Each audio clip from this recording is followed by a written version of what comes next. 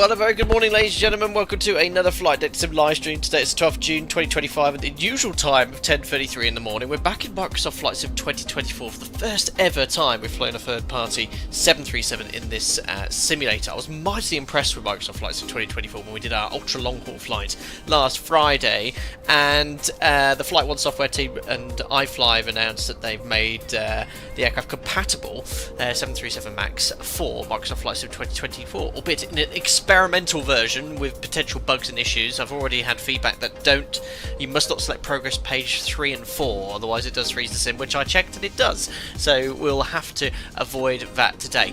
Now, I was just browsing through chat and completely unbeknownst to me, I had no idea a Boeing 787 had crashed this morning. Someone just said it 2 hours ago, and whilst the video was starting, I quickly fired up BBC News and there it was, yeah.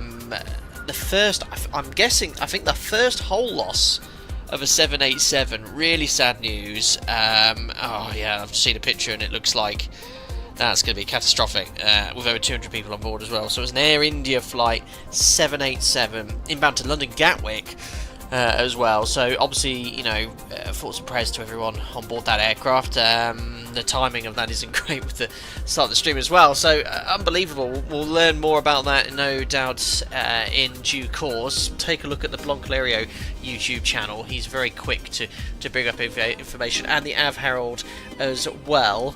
Oh, yeah, that's awful. And yeah, the 787, rest assured, is an incredibly safe aircraft. I think, like I said, this is the first whole loss of one of those aircraft. Anyway, we'll look at that as the news progresses and see if I can provide any feedback for you. But like I said, there's some really good YouTube channels out there on the Blanclerio channel. Anyway, let's not digress too much. Today, as I said, we're in Barcelona in the iFly 737 MAX, Lima Echo Bravo Lima. We're flying to Alicante, my old base. I was based there for just over a year back in 2012.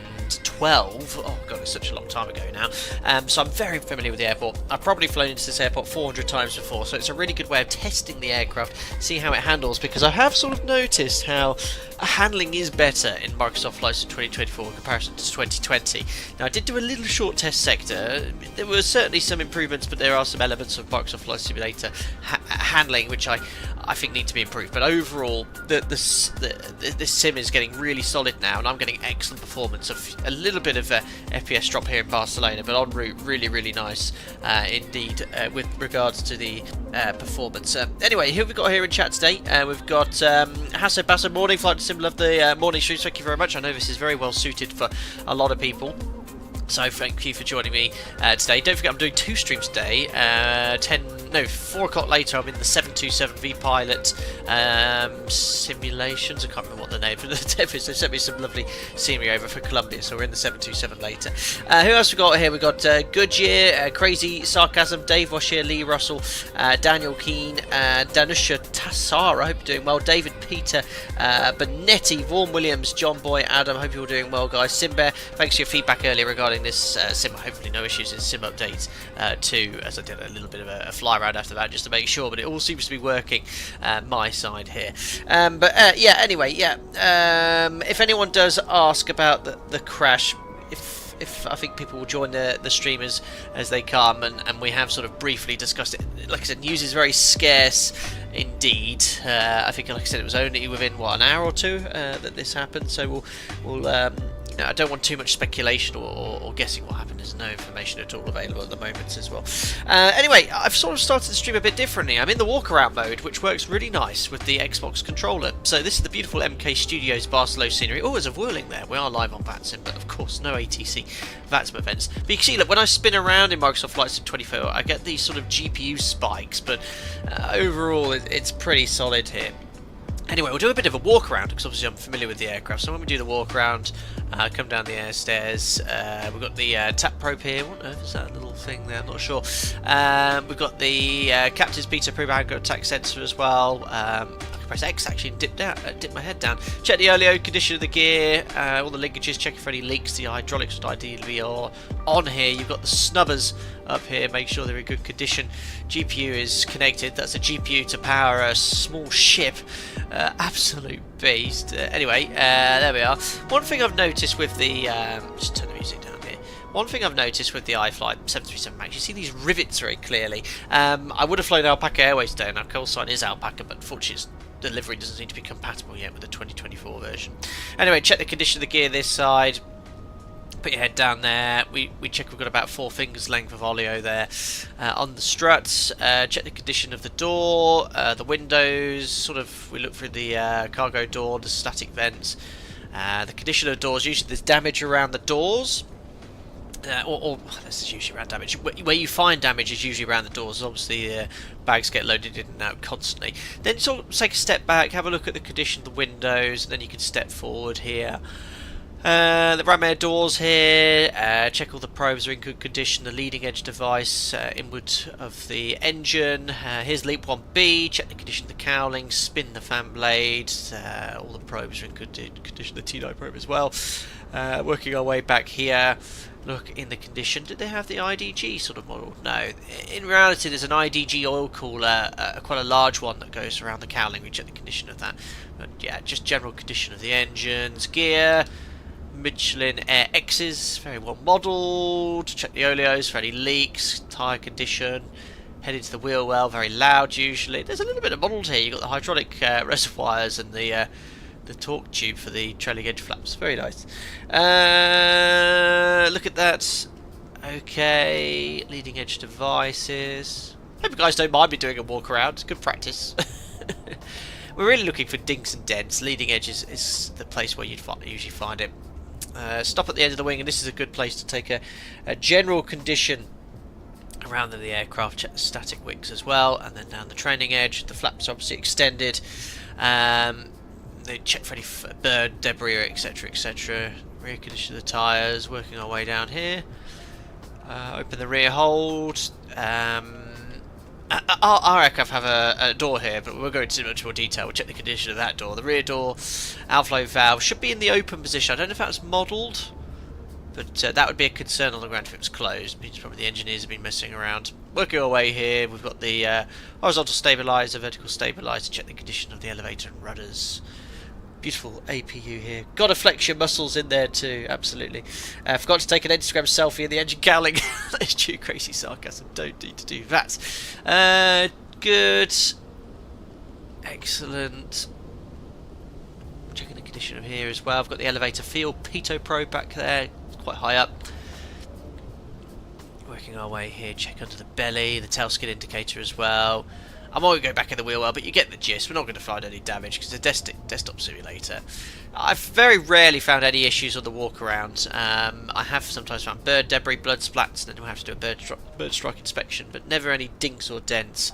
They're quite rare, but you never know. You've got to be very vigilant, and this will be in our interest to make sure the aircraft's safe, because we won't want to fly a broken aircraft, but obviously the safety of the passengers as well. Excellent. Working my way around the wing route. Repeat the other side, and then we can jump into the cockpit. Oh yes, what a virtual walk around that was. Anyway, there we are. Aircraft completely cold and dark and set up. Lee, I hope Jim got the FCU set up whilst you're doing the walk around. Absolutely not. Stuart, you mentioned stunners in the front. Stunners. Oh my god, I'm going to mind blank. What are they called now? Stubbers. Yes, stubbers in the front wheel well. I shoot them there to stop the rotation of the wheels. Yes, just in the nose wheel. There's no brakes in the nose wheel, you see. Pete, as a captain, do you ever do a walk around when it's raining? Or does Jim do that? No. If it's my sector as pilot monitoring, I'll do the walk around, come rain or shine. Good Cheer says, are you planning to fly the Air Force Lab 737 MAX once this really looks very promising so far? That's going to be an X-plane. Yes, we will have a look at that. Very good. Wow, you have a high vertical from ground to that door. Yeah, you need some stairs, that's for sure. Right, let's get some power into the aircraft. GPU, ground power can go straight onto the bus, which I connected prior to the start of the stream. Let's just turn up the sounds. Electric hydraulic pumps we can turn on. Landing gear lever is down. We have 1, 2, 3, and up here 4, 5, 6 green lights, and then check the aircraft documentation. So, you know, differences so far in Microsoft flights in 2024, really not much. It's going to be from the handling perspective, but I do get better performance in 2024 than I do in 2020, which is a really reassuring sign for me and my build, let's say, my PC. Let's now do the safety inspection. So check the squibs, 1, 2, 3, 4, 5, 6 green lights. Fault AV detector in op, we'll just make sure we've got master caution overheat detector as well. Do the fire test. Fire warning lights, engine overheat light, wheel well. I saw master caution overheat detect the fire warning light and the bell sounding too. Up here on the overhead panel, emergency exit lights we can arm. I've already pre-fueled the aircraft before the start of the stream. We've got 4.7 tonnes. Weather en route is really nice. It's a standard block fuel, so put the seatbelt sign on. Push the attend button. We'll check the flaps are up, which match the indicator position. We've got the digital indicator here. Check the thrust levers 1 and 2, and the config warning horn. Excellent cargo fire test. Oh, no, that's the engine fire test. I think, as I said, this is the experimental version. Not everything might work, but oh no, we're just going to hold it down a bit longer. There we are. Forward aft. No detector fault. Fire warning bell and light illuminated. Transponder 2000 standby. Rudder and aileron trim is 3 and 0. Check the gear extension door is locked and flush. Up here then we've got the stall warning test. 1, 2, mag airspeed warning test. Flight recorder, go to test, make sure the off light extinguishes. EC's on, we've got none of the master caution or the overhead lights illuminated. IRS to nav, check we get on DC, then align. That should come up that way round, but 2 minutes. Oh yeah, I think I've got the high speed alignment on, that's why. Yeah, never is it anywhere on this planet that quick. Circuit breakers are all in, check the safety equipment, and now we can start the boarding process. We've got full GSX integration, seems to be working well. So request boarding. We'll use Swissport. Can't go wrong with Swissport. Great. David, no engine sounds on the video, just wind sound of the fuselage piercing the air. Is that in relation to my video or the 787 aircraft in India? I'm not sure. Matt, single engine landing opposite 25 knot crosswind on a moonless night is only the second most stressful situation when compared to newborn nappy blowout, right, Captain? Correct. I would liken the situation to that. I've not had any poon armies as of late. I've had one, but yeah, we're well aware of the poon army. It's more the sprinkler, but generally it's okay. David, sorry, that's a 7.8. Yeah, well, if we get it, it's a short sector. If we look at the cruise, we'll see what we can find online. But yeah, thick and fast information this day spreads very, very quickly. So you know, hopefully, well, I say hopefully, no doubt in time we'll find out the reason of this event, what happened. Did I press yes for the tug? I don't think I did. Never mind. Right, there's no ATC here. We'll grab the latest weather from the METAR then, just plugged into the simulator. So 07014. Oh, interesting. I was actually planning for 24 left. It'll be 06 right for departure now. So what we'll do is select here SID, and it'll be the Lotos for 06 left. I've never done a Lotos SID before. So that's runway 20, 24 left. There must be a Lotos SID for 06 right. Where are the 06 right SIDs? Thank you. No, 02. 06 left. 06 left. 06 right. Found you. It's a Lotos 3 Romeo, guys. 52 British nationals on board. Oh dear, oh dear, oh dear. Well, yeah, I'll have to find out what happened there. Right. Anyway, 06 right. We can expect a Lotos 3 Romeo. Prevailing wind is usually 2-4, favouring 2-4 right. So in Barcelona they work an east-west configuration. So usually during the day they land 2-4 right, depart 2-4 left. On 06 it's the other way, 06 right for departure, 06 left for landing. So 06 right. What else was the weather? Cav OK, 26 degrees, QNH 101. I've started my recording music and no, I'm not turning off. There we are. Not my morning music, my replay music. Right, QNH 1014. There we are, 014 is set. MFRA will set that to 1020. Can't quite see the barrow minimums. There we are. 1020. Great. Traffic will have selected on. Lighting's all fine for our flights, and radio tuning panel's pretty much all set. We've got the move the C. Just make sure we've got Unicom on 122.8. Great, and that will load up the FMC. So FMC is already asking for our ice position. We've got the latest AirRack installed. Barcelona, LEBL. Put in our GPS position, GPS left, because the alignment's already complete. There we are. We've got all the information on the PFD-ND we need. Fly plan request. Let's get the information from ACARS. Replay already? Not yet, Andy. Hope you're doing well, buddy. Hello, Ahmed737 from Barcelona. Hope you're doing well. Josh, which checks do you omit when you're picking up the aircraft from another crew? Well, generally speaking, we always do the full checks again. You could do it a transit setup, but you've got to, no disrespect to your colleagues, you just got to hope they've not missed anything. So I always do the full safety inspection when I pick up the aircraft. For the time it takes a competent crew of 2 minutes, it's worth doing.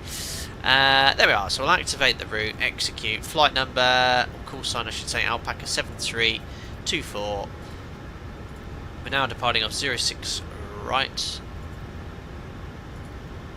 We said it was going to be the Lotos 3 Romeo now. And departure arrivals. Oh, I've done this too many times. Isla Zulu, Romeo 10, Valencia 3 Lima, Vilna 2, execute. Oh, I think that's correct. Yes. No discontinuities. Right, now I preloaded the aircraft prior to the start of the stream to save some time. So I'll initialize the flight. Go to performance and payload, weight and balance. Oh, I thought I had done. Maybe it resets when I turn the GPU back off. Anyway, let's do that again. So 178 passengers is the maximum amount you can fit in with this cockpit cabin configuration. So we've got 178 passengers set, cargo 1200 kilos of checked in bags. The reason I use 1200, it just matches then the zero fuel weight in sim brief. And then fuel, if I bring up the operational flight plan, should be actually pre-fueled. 4.7. So if I bring here flights, view sim brief OFP, you can see here 4515 is the minimum block fuel. We've got 4.7 tons on board. So fuel and payload is complete. We'll jump back into the FMC. Someone said, one of the members, if you right click the zero fuel weight, it'll put the actual zero fuel weight in. Not to worry, we can just copy it across. 62.1. There we are. Reserves for our alternate is Valencia. We need 2.1 tons. That's the amount of fuel to get there and arrive, or divert from Alicante, arrive with 30 minutes fuel remaining.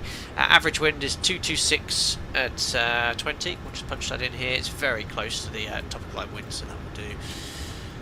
Top of climb ice is 7 degrees. Execute. Now let's look at the performance calculator. Tony, is the 2024 update available now for download? It is. It's an experimental version, so there are issues and bugs reported, so we might not have a flawless flight, but overall it's been reported as working quite well. It certainly did on my test sector. Anyway, so we're going to change this now to runway 06 right. Takeoff run available. We'll have to go full length here anyway. 66,504 is the takeoff weight. Oh no, that's just...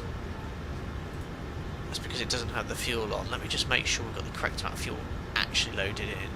So, what did we say? 547.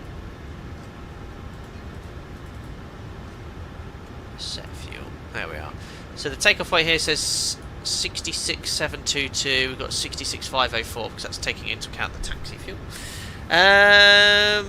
Jesse, how do you know which variation of the ILS to use? Because I've been to Alicante about 500 times. No, just kidding. Generally, not always, but Europe seems to default to a lot of airports using Zulu, but not always. We're very fortunate, Jesse Lang, that we have airfield briefing documentation, which advises what approach you can expect.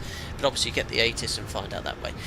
For the right click on the line select key to work, you might need to change your keybinds to make right click cockpit secondary action rather than the move view. Ah, okay, alright, that's probably why it's not working. Anyway, not to worry, we can put it in manually. When it's in, improved climb will enable. So flap 5, we can take TO2, 47 degrees. N1 will be 78.5 plus the AP bleed, so quite a low N1 of about 77.9 for takeoff. Takeoff flap 5, CG. Again, yeah, it's not line select keying anymore, is it? So just select Chrome here. We'll have to interpolate then the CG. What do you reckon? That's 24. That'll do. It does set the trim automatically though for us, and speeds 42, 42, 46. Great. How's boarding going? I've not even... Yeah, 164 passengers left. Oh yeah, oh look, you can see the last few passengers. Oh, just getting on there, perfect. Right, so let's do overhead panel scan. Yaw dampers on. Nav transfer display switch is normal also. Fuel, 4 pumps on. We check the cross feed valve on the first sector of the day. Make sure it goes bright, dim, bright, and off. Nice to see the fuel temperatures matching the outside air temperature. That's nice modelling. That's all good. Window heats is on. Trim air is already on. Packs auto, steady, and we'll start the APU now. Okay, so we're departing now from runway 06 right, so we need to switch over the QDM to 064. Sounds like boarding's complete as well.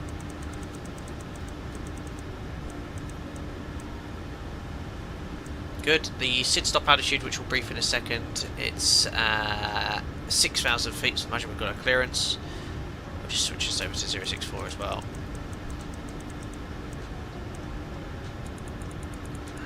064. There we go. Flight director's on. Brake to RTO. Reset fuel flow. And we've already done all the radios. Just we'll tune Barcelona VOR. Oops, 16.7.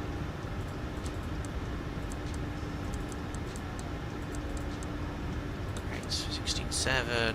16.7. There we are, Barcelona VOR is active. Great, so we're pretty much all set up, ready to go. Yanis, is the iFly 737 worth it? Yeah, absolutely. It's still a lot of sort of teething issues, but they're quite minor, but otherwise a fantastically modelled Max, I believe, in my opinion.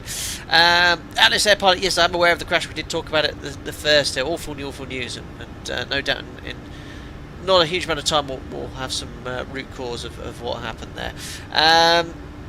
Jesse, you're looking forward to the Winwing MCP becoming available. Very exciting. I need to perhaps invest in some of their products. Right then, so what else do I need to do? Select airports, terrain. Right, so we'll do a bit of a briefing.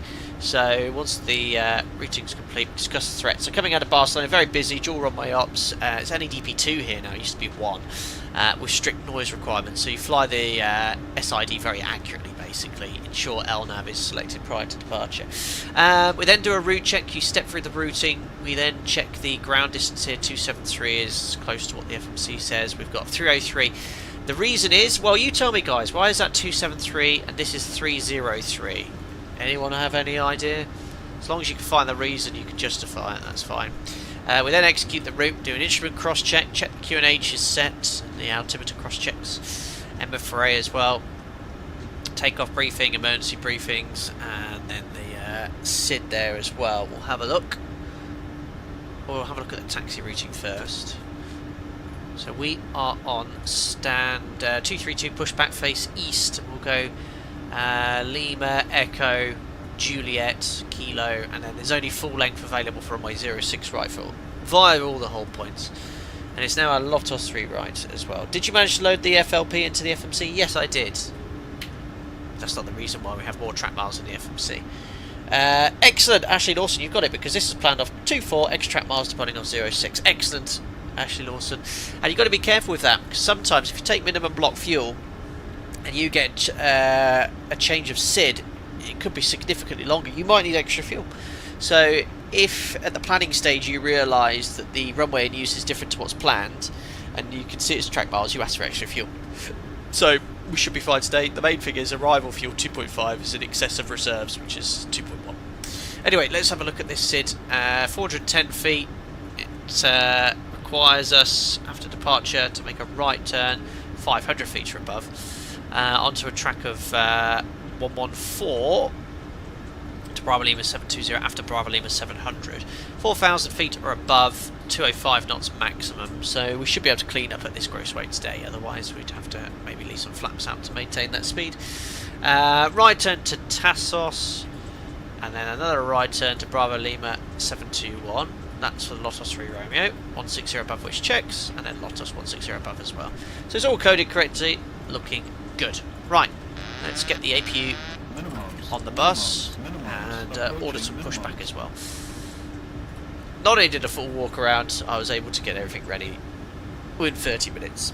Slush Puppies, thanks 11 months. Membership buddy, morning caps, excited to watch the streams. I've been waiting for a good 737 in 24. Thank you very much. This is going to be the best 737 available in 2024 as of today. And remember guys, buenos dias. This is an experimental version, so I've already been told and I've confirmed, do not select, you can go progress page 1 but do not select progress page 4. If you do, the sim crashes. I've already reported it to the Flight 1 devs. Yeah, unfortunately, Aidan, if you look at your news agency, you'll have seen that there's been a horrific 787 crash Air India this morning. No reports of casualties or survivors or deaths yet. So, looking at the picture I saw briefly, I fear the worst. But yeah, let's see what happened. Good to know about that issue. Yes, Jesse Lang, but no doubt they'll fix that. Gracias. Right, system page, sim menu, ground support. We can deselect the chocks and disconnect set. The tablet is based off the Boeing tablet, but I find it a bit fiddly to use. I prefer an iPad like we have, but it does work.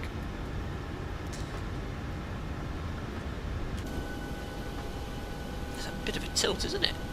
Crikey. Oh, I don't have a GSX profile for this airport, so I want the nose pointing right, so I select left. Right. Packs off. APU bleed on. Anti-collision light. Parking brake set. And we now release it. And transponder is out off. Checks complete. God, it's a beastie tug, isn't it? Hear it. Oh, there's an alpaca pushing there. Oh my goodness, I'm not unicoming. Hello, Evan. I hope he's pushing the same direction. I bet I'm going to push the wrong way. Let's see. I might have to do a little slew 180 if that's the case. There was a GSX profile for this airport, an official one, but it had bad reviews, so didn't use it. Right then, so let's start engine number 2. Then 2.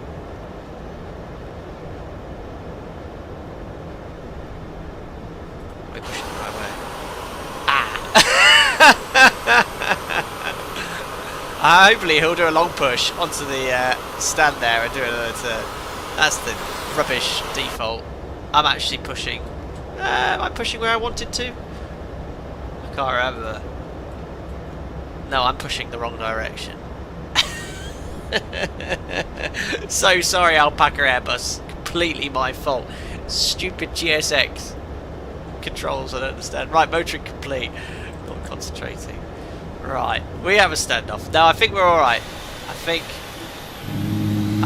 we could use that as a taxiway. We can use that as a taxiway. Great sounds.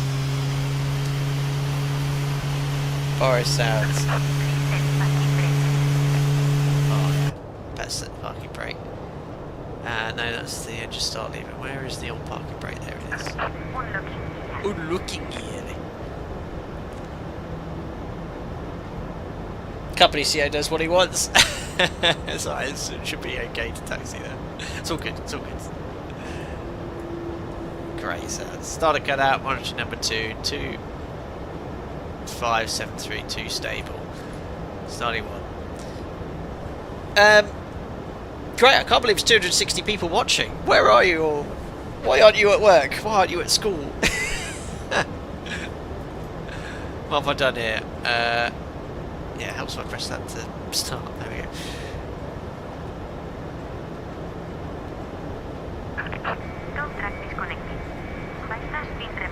I'll let the Airbus go first. Head to.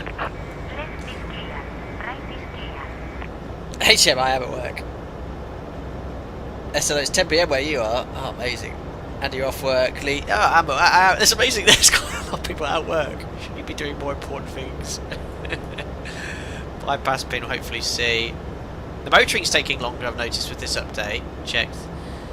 The bypass pin. Yeah, that's probably far more realistic as to the actual start time when the engine's cold.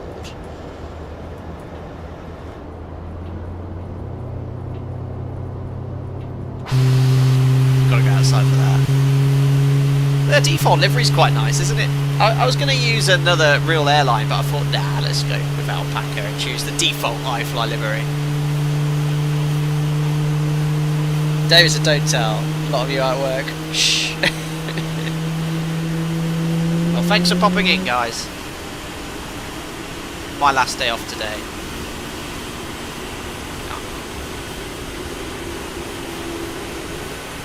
Beautiful. Right, I'd usually actually be working today, but I had an annual leave day to use, so that is why I'm here with you, streaming twice.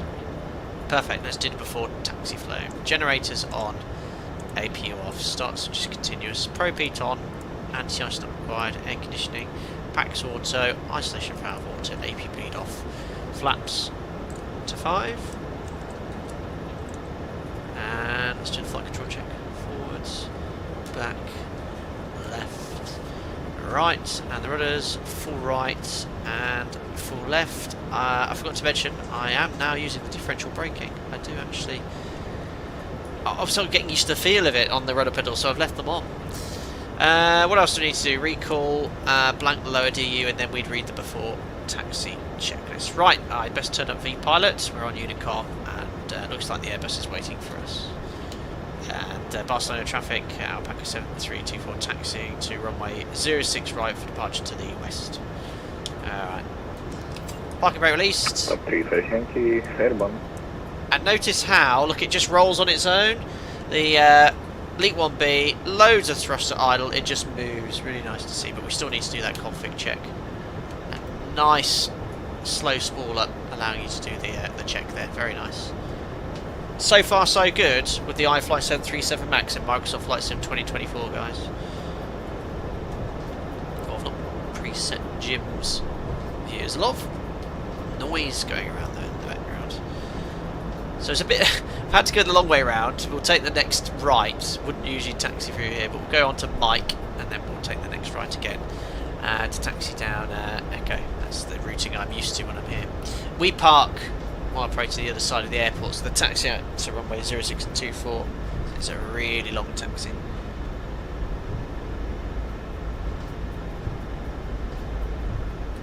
SLO, big bypass, lots of power, lower altitude, lacks climb performance, high altitude. Absolutely SLO, and that's one thing I've really noticed. Oh, the brakes on my pedals are really nice. I can really judge deceleration now. But yeah, you're quite right.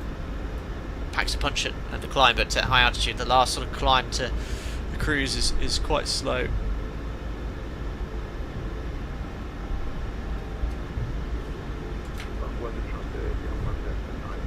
That was an Alpaca Airbus pilot. Fireman Sam, hi mate. Does anyone know how to stop the aircraft pulling left on takeoff? Happens all the time. Oh really? Are you in a piston engine aircraft or a jet? Having said that, I've noticed that the aircraft is just taxiing off to the right. There's any rudder trim in here? No. That's weird. I've got no rudder input and my aircraft's pulling to the left. That's weird. Didn't have that on my test sector. No rudder input, but yeah, you can see here, look at the ND. It's tracking off to the left on its own with no inputs at all. No differential braking or anything like that. Nothing silly. Interesting. Has anyone else had that? Didn't notice on my test sector. See how it is on takeoff. Check flight controls. Nothing should be having any input. No input on the rudder. So I'll make a right turn here.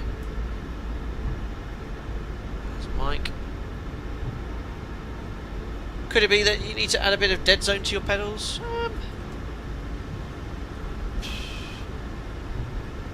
Let's just get stabilised on this taxiway. Don't think so. Let's have a look at the rudder pedals.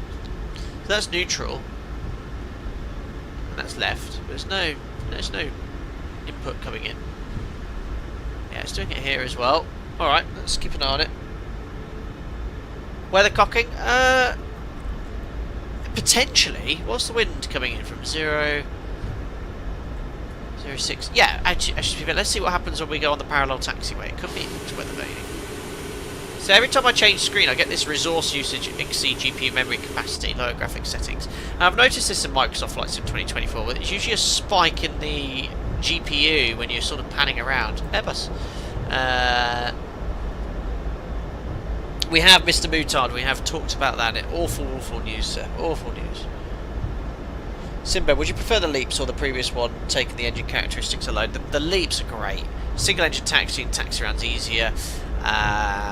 Much quieter in the cruise. It's a phenomenal improvement on the 56, which is still a really great engine, the most produced turbofan engine in the world.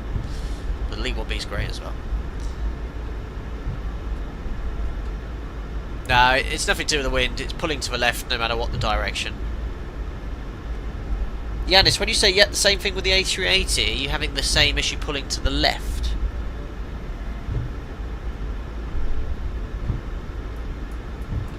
There's talk about the 787 not having flaps out. That should never happen. That should never happen.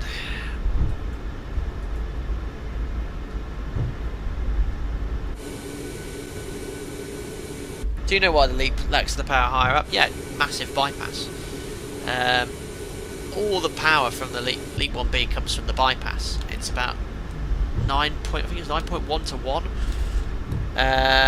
So yeah, it's just means at high altitude where the air's less dense, there's less bypass thrust available, which is obviously the majority of the thrust on a modern turbofan engine. So compared to the CFM, which obviously has a lower bypass, it has better climb performance at higher altitude for that reason.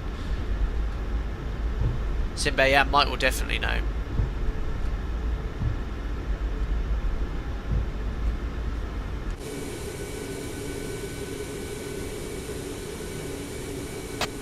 Oh, it's a bit of a weird audio issue. Right, we best do the before takeoff and check this. So config we checked, flaps we have, 5 green lights, check the FMC as well. 5 green lights, stab trim is 6.2 units set, takeoff briefing, so the packs are auto, bleeds are on, a V-speed set for departure, 42, 46 set on the MCP. We're going to be flying now the Lotos 3 Romeo, departure of 06 right, straight ahead. We're then going to make a immediate right turn of 500 feet to Bravo Lima 700, climbing to an altitude of 6,000 feet. It's NADP2 now in Barcelona. Engine outsid will climb runway heading 3,000 feet over the sea. Reviewed. Cabin secure. Does the ground handling feel better? It feels... Yeah, I think now with the differential brakes I can easily judge the speed. It's definitely an improvement over 2020, but it's not as good as it is in X-Plane. It's still a bit sort of off on with the rudder. But it's better. Alright, no one's been reporting on the final. Someone's just taken off. They should be on the other runway anyway. Alpaca 7324, take off runway 06 right. So it's a little bit of braking, speed down to 10 knots, there we are.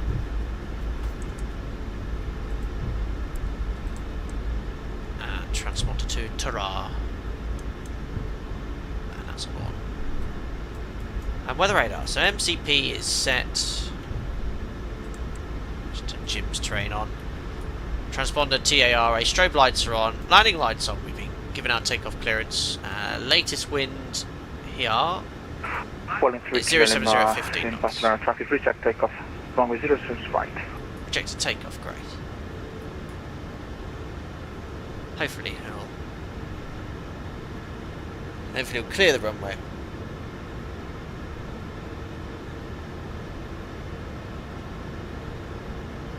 So Wooling's had a rejected takeoff. He's vacating the runway. Good. Alright. Oh yeah, the brakes I can now the beauty of having the differential brakes on the pedals, which I've always had, I've just never used them. I can judge the deceleration, it's either off or on with the brakes, so that's really, really good. Anyway, Toga's in chat. Let's now head over to where we're going, Alicante. 40%. Spool up time's great. Perfect. Stabilised. Set takeoff thrust. Just 77.4. Barcelona traffic clear, runway 065, falling 3 km. Thank you. Okay, takeoff thrust set indications normal. 80 knots, release the forward pressure. Yeah, the rudder input's now stopped, which is good. So a little bit of left, but not much. It's more the wind.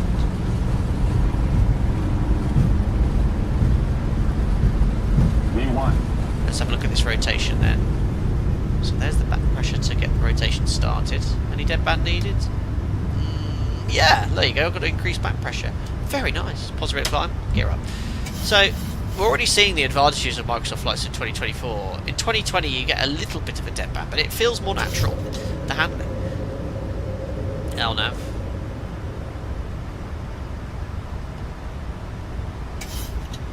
I have to say, I'm going to say it now, I'm going to probably, if I was to fly the iFly 737 MAX, I'm going to use it in 2024 now, and not 2020.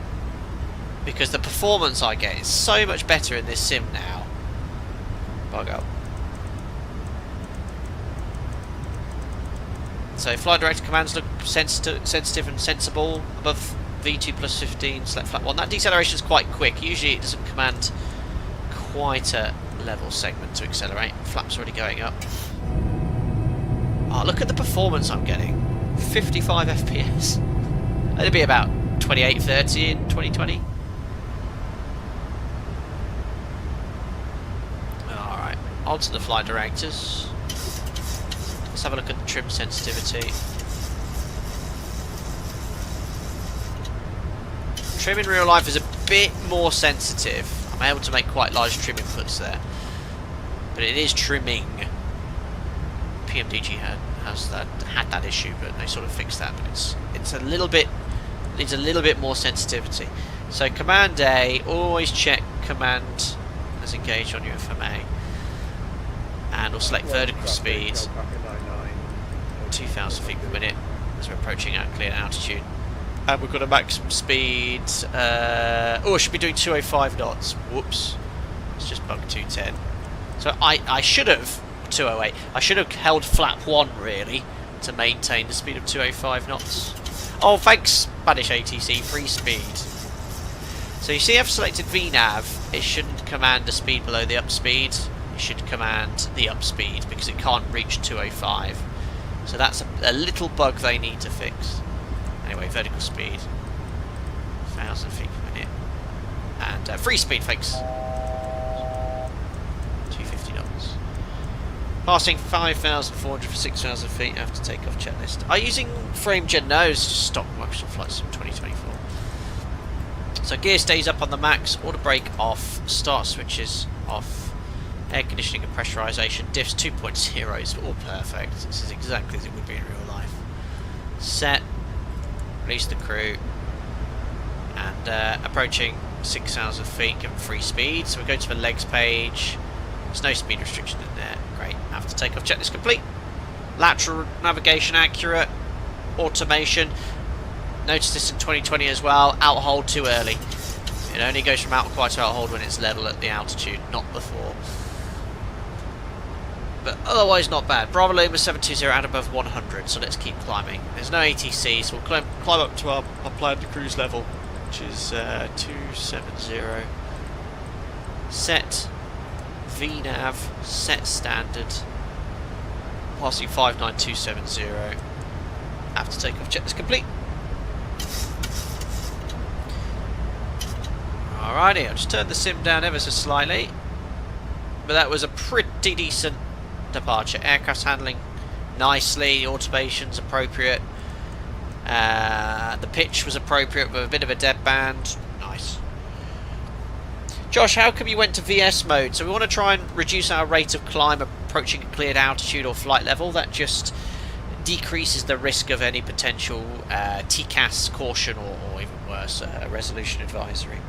Even climb N1 is so low. Weird to see, I know, but that's the LEAP 1B. That's what the M1s are. They're much lower than in the CFM. Sean, what we're speculating, officials think the Air India crash was a cockpit error as the flaps were retracted before landing. That is very early. No way is an official statement about that. I'd be very, very careful what you read online, even from sort of BBC, sort of the well-known press, because aviation, common news outlets know nothing about aviation, and they'll only go off speculation. Go off only reputable sources. So Blancalerio, Av Herald, these are all really good reputable sources to use. Dennis, VS to finesse, that's more for when you're intercepting the glide slope. This is VS to just reduce your rate of climb. Anyway, passing flight level 100 for 270, it's accelerating to the ECOG climb speed. Let's now do the pre-cruise check. So fuel, we've got 4 pumps on, and the quantity's exactly 4 tons. Lights.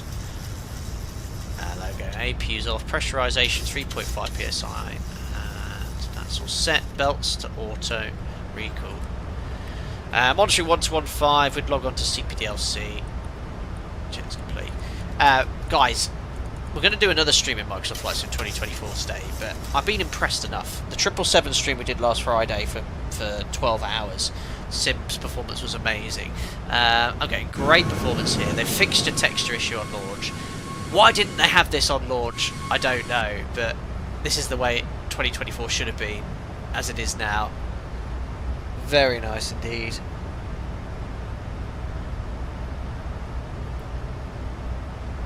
$65 for Starship, yeah, just like I spoke to, I should hopefully get access to that at some point. Not sure when. I got an email from them. I think the dev was interested in perhaps joining a stream, which if you guys would like, I might see if we can actually make that work. But the Black Square aircraft are really, really good. Josh, is that a standard set 1,000 feet per minute, even approaching your cruise out, or intermediate level as mitigation for threats and errors? So above 30,000 feet, we avoid using vertical speed, because typically the aircraft performance is restricted and you don't want to get into a low speed situation. But below it we'll use VS. But yeah, above 30,000 feet, where you become very thrust limited, VNAV is far safer, because it pitches for a speed. Cooney, how's the flight model of iFly? Very, very good. Very good. Anyway, over the Mediterranean, ETA for those of you interested, 8 minutes past 11 Zulu, or 8 minutes past midday in the UK.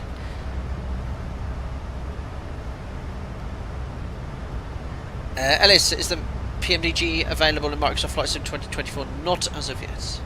Welcome, Josh. Matt, good morning to you. Welcome on board. Fox, you're flying the MAX later today, unfortunately not to Alicante. Oh, I'm on the MAX tomorrow. I'm flying tomorrow to undisclosed Canary Island. I'll try and get some pictures. No line training, just another line flight. Have we heard the cause of the 737 overrun? Has there been another accident? Or are you referring to the Air India 78? David, been flying weekly last year to Germany, Austria and Switzerland due to work. Would you believe I've never flown on a MAX nor an A320 or 21neo? Ah, the modern one it is. Tony's guessing I'm going to Fuerteventura. Guess again. Or am I? I'm not going to say regardless. Yeah, lateral navigation on the iFly is very good. The flight director behaviour is pretty accurate as well.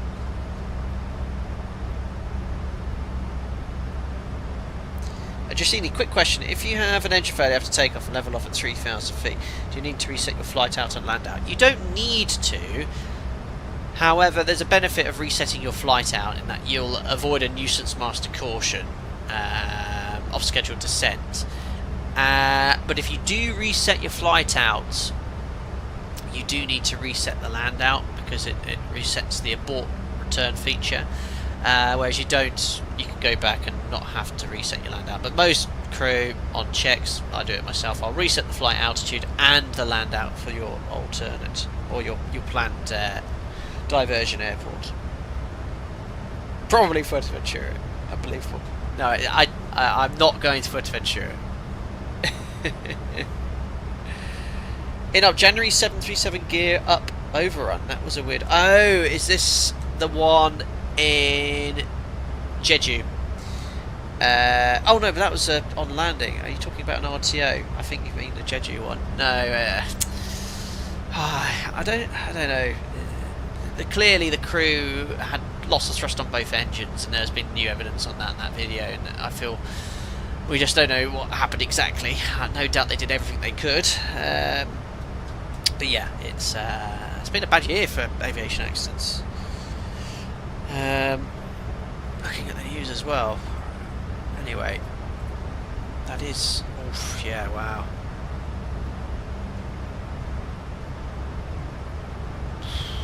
Just opened up BBC News.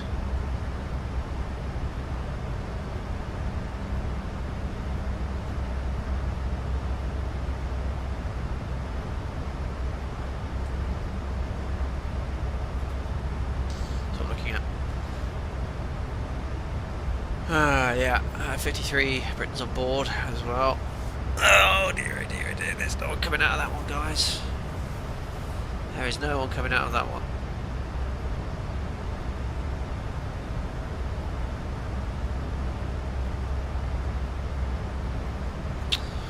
Dear, dear, dear. Let's have a look at Av Herald.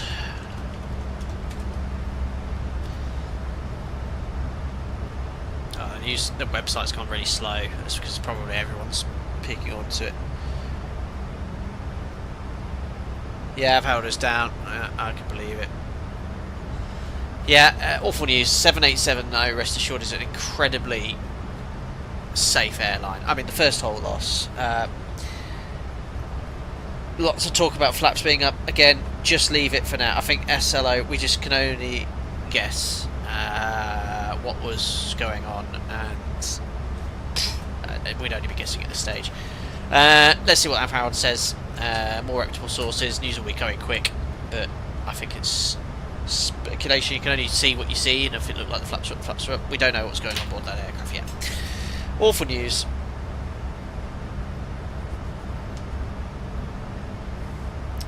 Anyway, we're climbing nicely to flight level 270. I have to say, guys, Microsoft Flight Sim 2024, incredibly impressed with. And I will go as far as saying, I will now, you heard it here, I will now be looking to using this over Microsoft Flight Sim 2020. I didn't think I'd be saying that as soon as this, and I was really, when 2024 came out, was sort of quite, look, they've only released this for Xbox, la yada yada, but I've seen enough based off this stream, my test sector, and this today, and no doubt when we're finished flying the FSS 727 later, that everything has come to fruition to have matured quite nicely. And one of the big selling points of that is the performance I'm getting, guys. We flew the PMDG 777 into Heathrow, and it was, the FPS dropped, but not to the degree I was getting in 2020. I'm very impressed. And Sim Update 3, I'm using 2 here. Sim Update 3, I hear, brings further improvements. Now, it doesn't go as far as to say that it might be as good on your PC. Every PC is different, or everyone has different builds, but for me personally, it's working very, very nicely. Anyway, transitioning into the cruise, flight level 270. We'll do a fuel check at Lotos.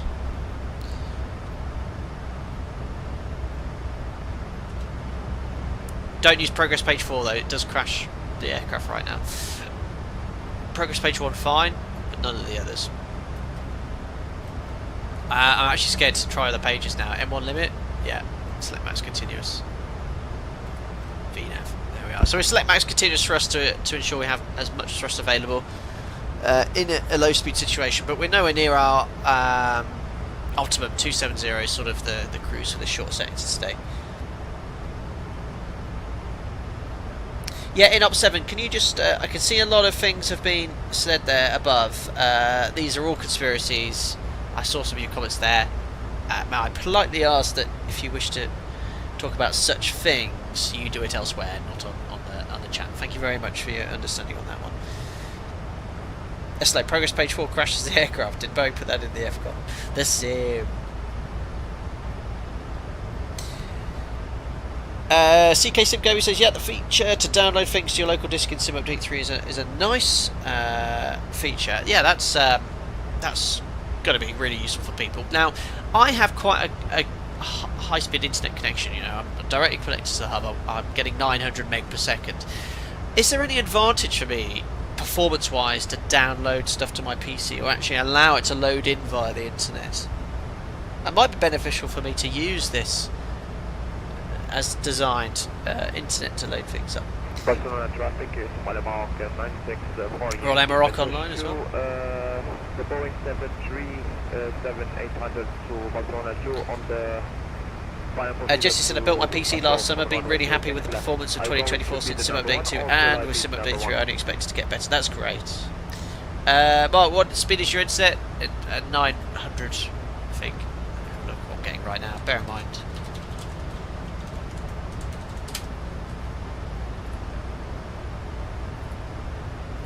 It's good, it's good. Let me show you.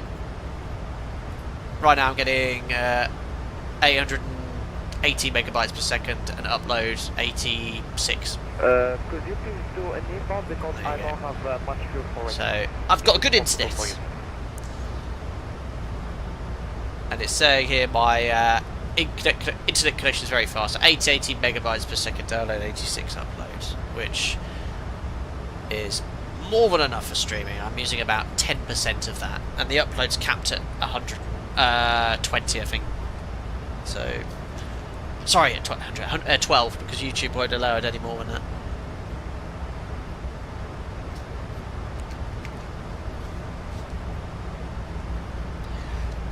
VNAV says, one thing I noticed with the FMC is you can't see what altitude VNAV has planned if you temporarily clear a level restriction in a star.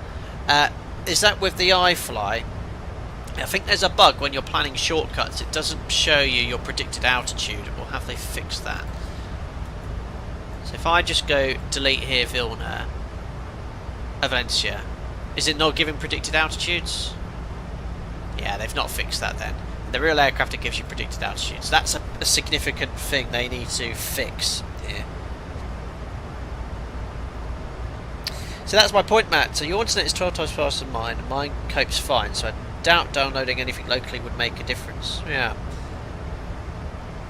Might be worth having the planes downloaded and stream everything else. Good point, good point. Actually, I don't know if this is downloaded or working, but I mean, it's working beautifully. Can you remember on launch how Microsoft Flight Sim 2024, you'd load in the cockpit? Not everything would load in properly, so it'd be really blurry. But, yeah, it's working well here.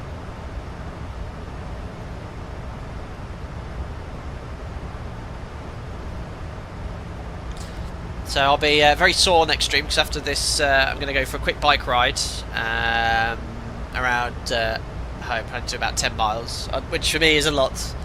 I bought a new seat for my bike because my existing one was leaving my, let's say, privacy parts quite sore. So I've bought a comfortable bike seat from Amazon. So I'm actually looking forward to testing it. But yeah, 727. I tested it yesterday in 2024 as well. Really nice. They've improved the sound significantly as well. Getting a Vatsip ding dong here. What's this? Alpaca Nada. My max speed. It is 0.74 at this altitude, sir.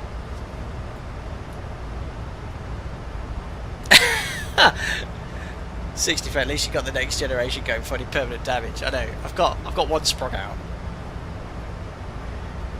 Kayusaka has a good bike shorts. It's better than a more padded seat, I found. Interesting. I'll be wearing what I'm wearing. I don't have all of the all of that lycra nonsense. So you can see when you zoom in, the textures are blurry, and they're not as clear as ortho, but how often do I do that? When you actually look back here, it looks absolutely fine. I'm very excited that 2024 has improved. Josh, I'll let you know. I'll provide feedback next stream. Don't want to be a mammal. That's brilliant. That's good to know, Gadget Badger. The only other massive complaint I have about this simulator is the awful control bindings. So I tried for the 727 to set up the bindings. Obviously we've got 3 engines. I swap out the speed brake lever here if I bring up yoke cam.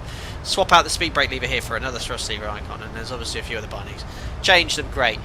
I tried to save it per the aircraft, so like an X-plane you can select and configs for different aircraft, which is really useful because different aircraft have different bindings.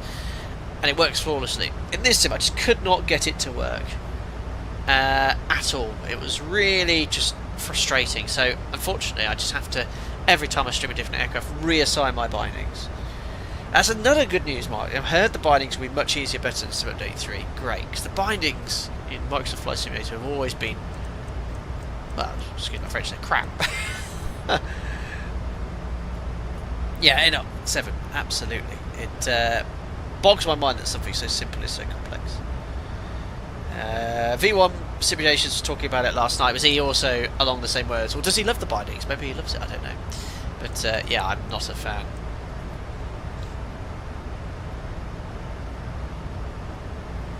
Anyway, 80 miles to run. Let's get the latest weather in Alicante. So, we'll hide that here.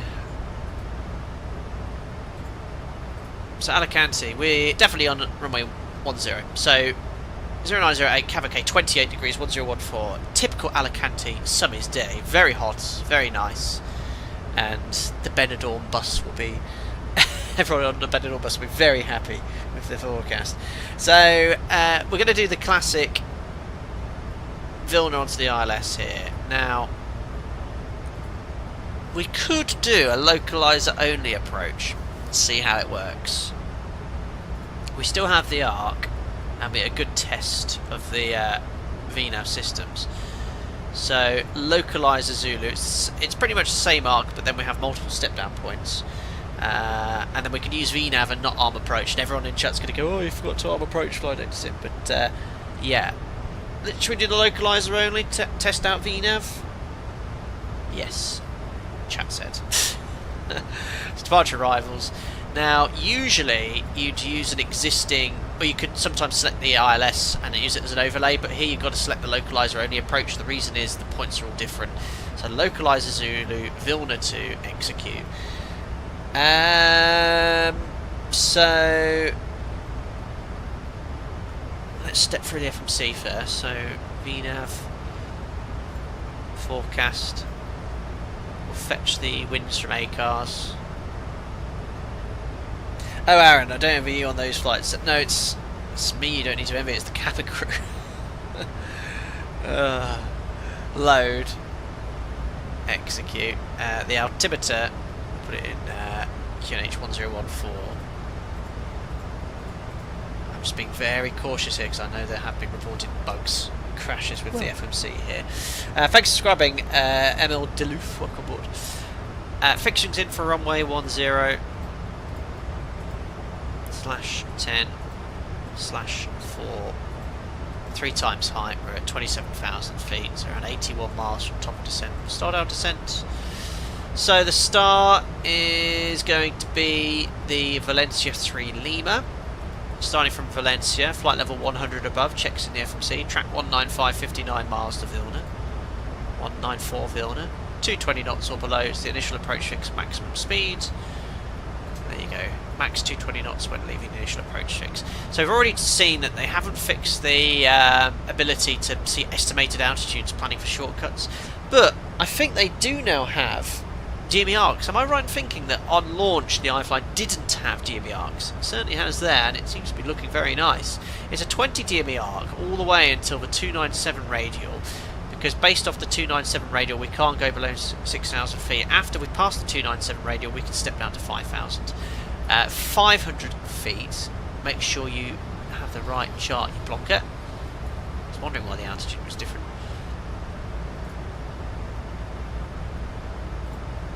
So that's why you've got to select this approach, because the altitudes are different. So 6,000 now down to 5,400 at the 297 radial, 297 checks. 290 radial, it's the same altitude as is the 280, but we can then make our turn onto the localizer, stepping down to 4,200 feet after Delta 280 Sierra. That's coded in checks, 4,200 feet. We need to nominate a descent point. So we can nominate the final approach fix, or a previous altitude for localizer capture, but final approach fix we'll use. So 2 miles before the Foxtrot 10, which is here, we'll have Jim call approaching descent, and we'll set the minimums. You have to check the missed approach climb gradient. We should be fine. This is genuinely need to sort someone from the performance department. How come the higher missed approach climb gradient has... No, ignore me, I'm talking nonsense. Yeah, the high missed approach climb gradient has the lower minima. I have seen some approaches where the higher missed approach climb gradient actually has higher minima, but that's not the case here, so we can set that. Definitely able to make 3%, so 690. What do I need to do to this minima here, guys? 690, because it's an MDA. What do I need to do to this minima? In real life, do you get wind or any route data from ACARS, or do you need to use other methods, OFP? We just copy it from the OFP at operator. We do have ACARS, but not the ability to input the route. Very good, Matt. Josh, we add 40 feet. That's because this is an MDA. We cannot bust this if we're not visual. So we'll set 730 as the minima. So again, as a reminder, we will have glide slope information, but for training and observation purposes, we're going to fly this as a localizer only approach with VNAV. So minimums checked, great. Pappies either side, high intensity approach light system installed. We do have freeware scenery installed. It's a really high quality freeware scenery, very impressive. I've used it in the past and it's compatible for 2024 as well. So when we fly non-precision approaches, we talk about how we're going to fly them. So we talk about presetting the QNH, which is 1014. I can do that now on the PFD. The minimums we independently set, so Jim would have set his, I'd have set mine, and then we check after. Don't copy your colleagues.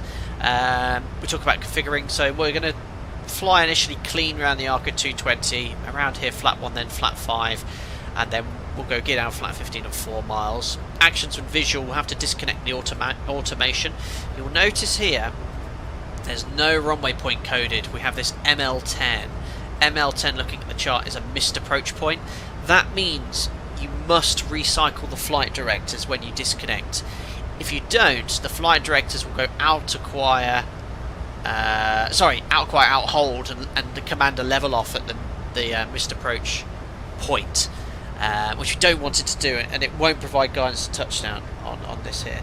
So we'll make sure that's done. Actions when visual, we'll disconnect automation, recycle flight directions. If not visual, we'll fly the missed approach, which I haven't briefed yet. Climb straight ahead off the Altec VOR 3 miles right turn to intercept the 125 radial, climbing to 4,000 feet. And the MSA we are aware is to the north, 7,200. So that's all reviewed, checks complete. Excellent. I hope you got some electrolytes for your bike ride. I'll take some in up 7. Wait, your profile picture's changed. OSLO, that scenery looked great in 2020, but it was so laggy. It seemed okay. I did test it prior to the stream. It seems to have installed correctly. Right, let's have a look at the landing performance. Now, I don't use the performance calculator in here. It is actually accurate and works quite well. I just am a big fan of Navigraph's one, which is very easy to use. And it matches. So landing performance, runway 10, weather's in, flat 30, landing weight's okay, 27 degrees, calculate. I'll just update here, populate weather, hasn't changed. So there we are, that's based off a brake setting of optimum. Flat 30 order brake 2 is giving us a distance of 2,217 metres. Let's have a look here. Get rid of Chrome. Over to Alicante we go. So we ideally want to vacate Charlie 3. Charlie 2 is doable, flat 40, order brake 3 with overriding order brake 3. You get very hot brakes. If you're quite light, I'd perhaps try Charlie 2. But Charlie 4 is where we are going to vacate today. And that should probably work today. Flat 30, order brake 2. We can always override the brakes. Landing weight, 600 kilos to burn, 64.3. Flat 30, order brake 2. And we use second D10 reverse thrust as well. Great. Now, if you look at the charts, sometimes you'll find under the airfield briefing the actual exact distances. So minimum runway occupancy in Alicante, landings on 28, plan to vacate. Sorry, runway 10, Charlie 2 or Charlie 4. So it does sort of say, look, Charlie 2 code letter C, which is us, but it is ambitious. So we always vacate Charlie 4. There we are. Briefing complete. Fly +5. Happy days. Best do a fuel check. Just past Soppit. God, how many times have I flown over that waypoint in real life? Soppit fuel check. We took standard block fuel, but we're going to probably burn more because of the SID change. So 27 minutes airborne. This is 29, so that's the 2 minutes extra flight time. We should have 2.8 tons on board. We have 2.8, so we're bang on. Probably would have saved a bit of fuel, but because of the SID change, we've used a bit of that contingency with the burn. Great. Oh, that's a sight I've seen many times. I didn't set my frequencies and courses. Great work.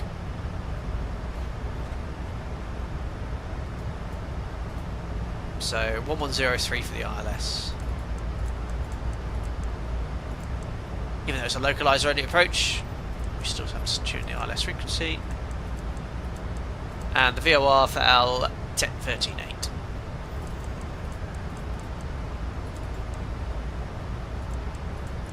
There we are, and the course is 100.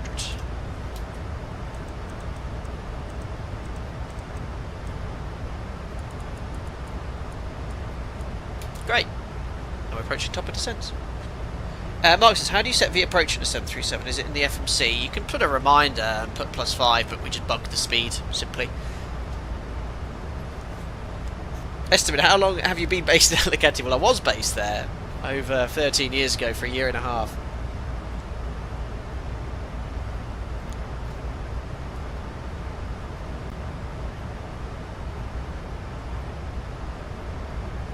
SLO, now the VOR arc approach into Nelson, New Zealand this evening in a King Air on VATSIM. Very happy with yourself. Good work, sir. Practice makes perfect. Reset MCP altitude, so it's no ATC. So we'll step down as per the star.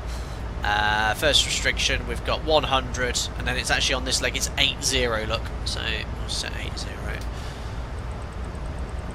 Yeah, it's a really fine modelled add-on, this one. Incredible, really. If you're on your type rating, great for... You're never going to learn your handling off it, but your cockpit familiarisation and playing around with it, fantastic.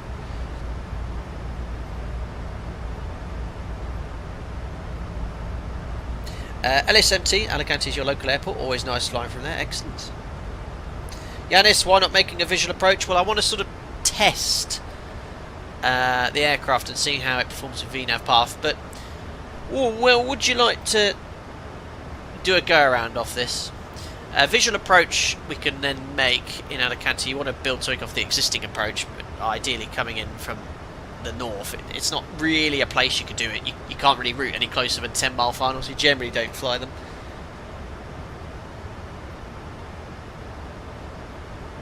Aaron, question from a family member. When at the hold point for a runway, 2 aircraft in front did a backtrack for takeoff, but their aircraft didn't need one. Is it just a performance calculation thing? It's exactly that. So we always plan for intersection departures where possible, because obviously it's a shorter taxiway and less time on the runway. And if you're having to wait for takeoff, let's say for a slot or aircraft departure, you just go full length. You might as well. But yeah, it would be purely a performance thing. They probably had less weight on their route. The aircraft probably had a longer sector, more fuel, presuming they're the same aircraft. But yeah, that would be the reason.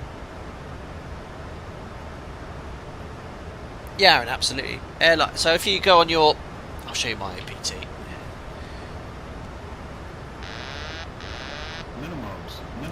Without giving away too much. If I select Alicante.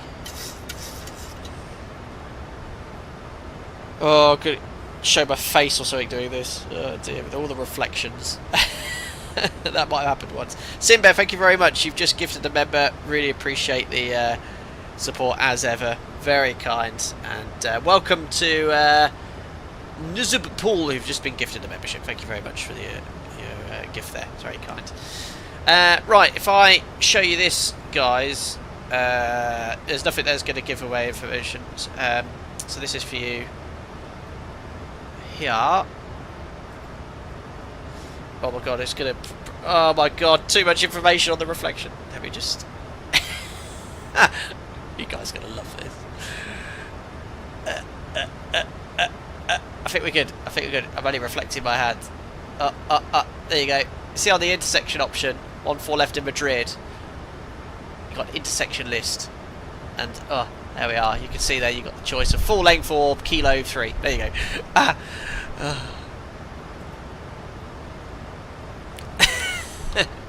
There you go, Aaron. Right, VNAV path looking very nice, setting at 278 knots, on path, thrust levers completely closed, holding the speed very nicely. The guys at iFly have created a gem, a fantastic add-on. How similar is the FB on this to the one in use in real life? Not very. We just use an iPad with the Boeing OPT app. This is fantastic.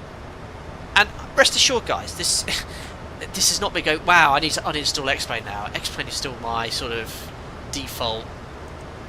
I just love flying that sim. So it'll be probably less 2020, more 2024, and the same amount as X-Plane. You're welcome, Aaron, anytime. Simba, just face this, and we all know you're losing your hair. What hair? Plenty. How similar is your JEPI software to Navigraph charts? So very, very similar actually. We use JEPI now, and it's really, really good. In fact, there's things I prefer over it. So I can't really.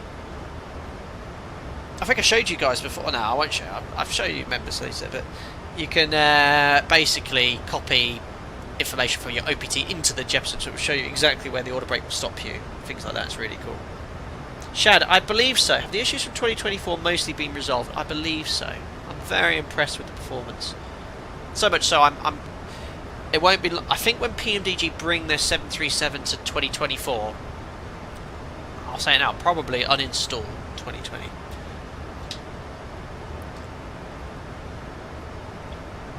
Thinking about actually a question that came to mind. How much stuff is in your flight bag? I imagine these days it's just an iPad and some pens, pretty much. Would you like to look inside my flight bag, guys? I can show you. There's literally nothing there. My licenses. I've got both my EASA and CAA license. And my headset, my pens. That's it. And a lot of food, as Fox said. Corn addict, yeah. So I think that's one of the reasons. Seatbelt sign on. One of the reasons why it's taking a long time for all of this stuff. I won't show you in my license, but I can. No, actually, I won't show you any of my licenses. Too much information. Left-handed pen, brilliant cat. Simbez, headset choice, personal preference. I really want some A30s now. The A20s I have are 12 years old and they're really tatty. I've replaced a lot of the bits now, but some of the cable's getting a bit sort of loose. Logbook reveal. Well, it's electronic, but I do keep my paper one, but I've not updated it for years. I will do one day. No, I don't carry antiseptic wipes. Good for the immune system. But I do wash my hands before eating. Pleased to know.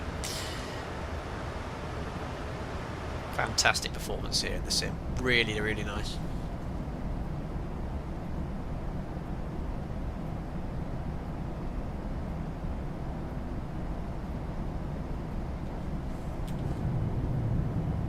I don't like the this though. The jet wash is a bit... It's like a slow flowing river. And that used to be alright in 2020, so I don't know what they've done there with the jet wash. Yeah, that's a bit pants.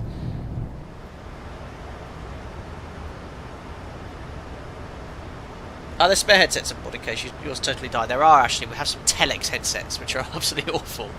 But I think they're fitted to all of them.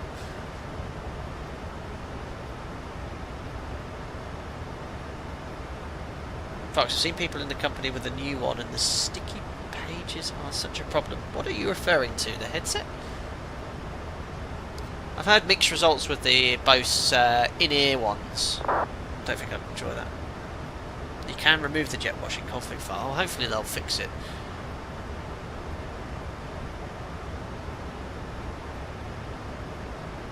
I can't fault aircraft here. So you see we're a little bit high on speed by about 9-10 knots. It's okay. As long as you're not under any speed control, you can sort of monitor it. If you really want to fly the exact target speed, you can introduce a little bit of drag. Oh, don't go beyond flight D10. There we are. And it's quite effective at sort of 280 knots, so it will help. This Max is a non-short field performance version, which we don't have. Kat, do you make copy of your electronic logbook and store it outside of their platform? It's backed up on my PC and on their cloud, but it's still within the app itself. SLR, I thought Boeing had a magenta range line for the speed at VNAV, not on the 737. Yes, on their other aircraft.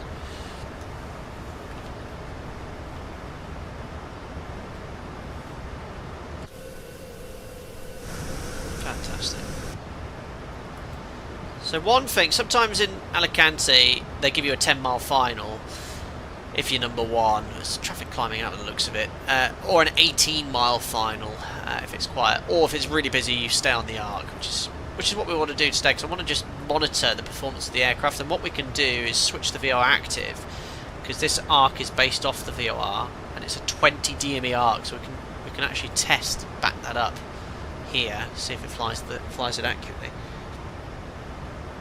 So note, common VNAV is to do with how VNAV works in descent when you open the speed window. If you open the speed window here, at this point, yeah, so this aircraft, they need to update to common VNAV, which all the Maxes do. They're using an old VNAV software. Well, I think all Maxes have common VNAV. That's what I've been sort of led to believe. So with our NGs and our Maxes, when you open the speed window on path, it stays in VNAV path and doesn't pitch for speed, but FMC speed engages and it'll add thrust as required.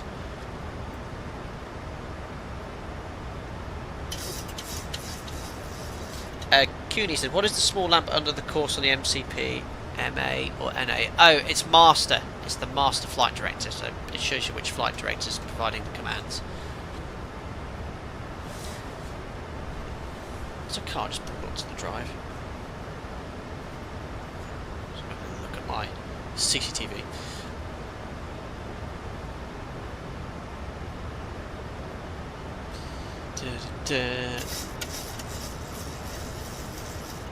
So approaching flight level 100, we'll do the post-cruise checks and descend to the next cleared altitude, approaching Vilna.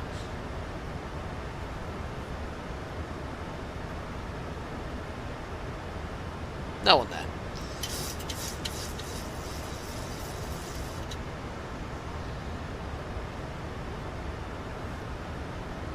Henry, you flew the iFly from Newark to Madeira the other day. Such a joy to fly. It's a great add-on. So past the decel point, it's now commanding 220 knots at Vilna. So it'll reduce the descent rate, show you still on path. And there we are, we're approaching Vilna here. This has been a flawless flight, 2024 so far. Trim wheel sound is very accurate.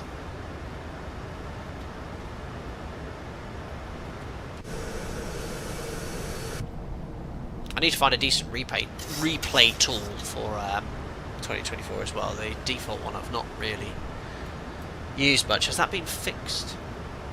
I could try it. Oh! No, I think if I close it I can't reopen it again. Oh, they fixed that. Okay. Remind me to turn that on and we'll try it. So passing 100 for 8 zeros, do the post-cruise checks. Fuel 4 pumps, lights. Don't need a logo on. Angler bank's been 25 all day. Pressurisation 4.2 set. Belts on. Recall. Checks complete. There's that Airbus. Close behind. Now we're on to the arc we go.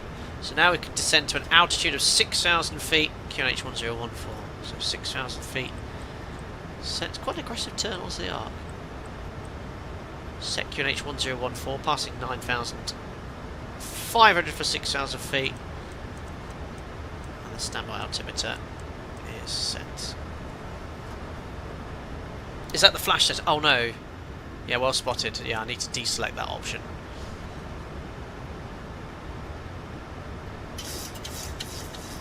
Very good. It's just stabilising on the arc, but it looks like it's maintaining a 20-mile arc really nicely. The LNAV on this is superb. So you see the speed's getting a bit low. Now on our aircraft, what I'd do in this situation, you can either open the speed window, but we don't want that because we're not in approach logic. But you can, if you're in ARM, oh no, I've got it to say. Unfortunately, I can't do anything because I've disabled the thrust levers with the auto throttle engaged. But in ARM, you'd add some thrust manually to maintain that speed. Or with common VNAV, just open the speed window and that would go FMC speed while staying on VNAV path.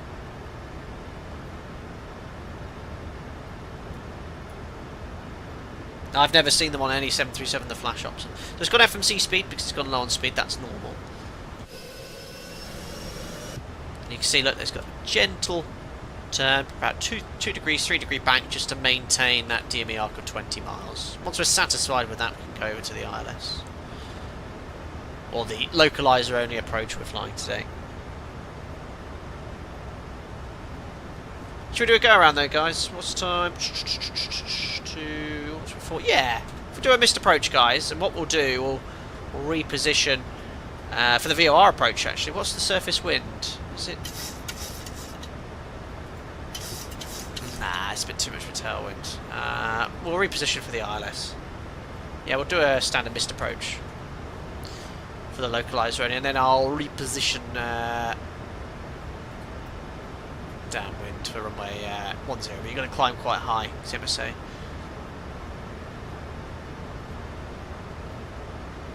Show us how the VOR is done. Or would you like me to do a VOR approach to a tailwind onto runway 28?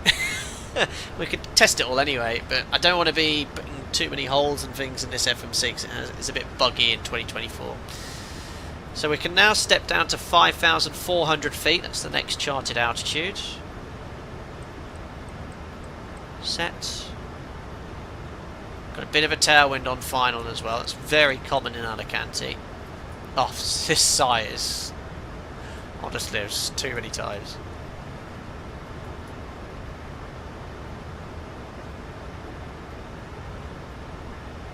So, sort of turning base, we'll select flap 1. Still can't go lower than 5,400 yet. Keep Jim's page open here. 1 mile before we can then step down to 4,200. So now we're going to go flap 1. Open the speed window, and now I've selected flaps. It will stay in VNAV path with the speed window open. It forces approach logic on. Full load WASG. That's very nice. The drag model with flap 1 looks nice. And we can now step down to 4,200 feet. And we can arm the localizer, remember? Whoa! That was a bit aggressive. Localizer capture. That's a very aggressive roll though. I'd be grabbing the controls if it did that. Runway heading 100 cents. So we're going to ignore the approach mode. We're doing a localizer only approach as per operator's SOP. So those graphics are really nice. Look at that. There goes the trig. It's brilliant. So yeah, you can see here, it's not really decelerating. So flap 5. Match the speed. 2,500. Actually quite close to the ground this approach. Alrighty. So next step down altitude, we'll ignore drop. The drag required is 1 mile before CL10 Zulu. We can step down to 3,100 feet. SLO, absolutely. I think a lot of people do forget. Bit of a tailwind on the approach, very common. So you must make sure you step down on the MCP, otherwise the aircraft will go out or out of hold. But we only do it 1 mile before. So 1 mile before, we can step down to our next charted altitude, 3,100 feet, which is here. Flat 5, this is the non-short field performance variant, so it's actually probably a little bit more draggy than ours. I'd say it's pretty close to the real thing.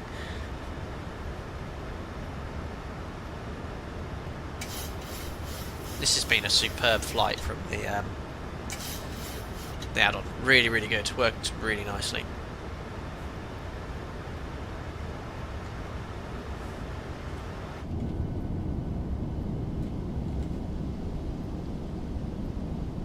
Fantastic. Right, we'll start this replay tool then. Which seems to reopen and open. So record. I'll minimise it. Pop it up there. I'll close it. Hopefully I'll be able to reopen it later. So 1 bar before lock 11, we can now step down to 2,100 feet. Next charted altitude. The altitude distance cross checks are only from 5 miles on the final path. But the benefit of VNAV, it's a continuous descent.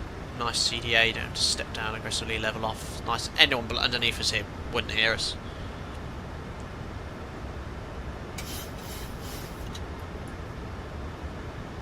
So again, glide slopes there. We can obviously easily arm approach and fly an ILS, but this is what we'd fly if the glide slope was inoperative for whatever reason. Unavailable for maintenance or technical issue. I don't think that's recording. Thanks. 2,500. NZ25, I'm just testing it. Good. That's 10 miles. 2,500. So the radio altimeter's obviously picking all the terrain below. That looks absolutely awesome. 2,500. Shut up. Doesn't usually do that. I think in real life, I don't know. I don't think it's in our FCOM. I think when it does that call, it sort of probably it doesn't make another one as the rad out oscillates around. Right, approaching descent. 800 feet. VNAV path speed into then. Yeah, it shouldn't, Fox. I mean, I've been to Alicante a lot. I think every approach, I've never heard it repeat itself.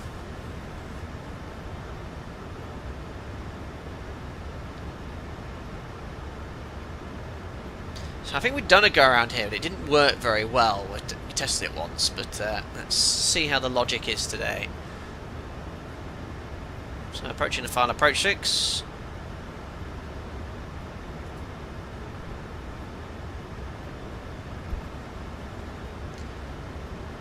There we are. So sequence to the next waypoint a little bit too early. Should only do that when we pass it.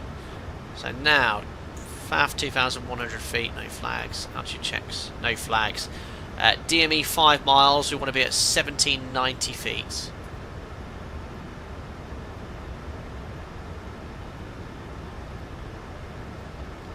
So 5 miles, probably about 100 feet high. It looks like that on the glide. So let's configure. Gear down, flap 15. Match to speed. Landing checklist. Start switches, continuous. Imagine being cleared to land. Recall checked. Speed brake. Arm green light. Landing gear down to green. Auto brake is set. Flaps to 30. It's putting me high here, this path. I've got correct QNH set, so... Or should I press the magic B button? Yeah, still 1014. Very high.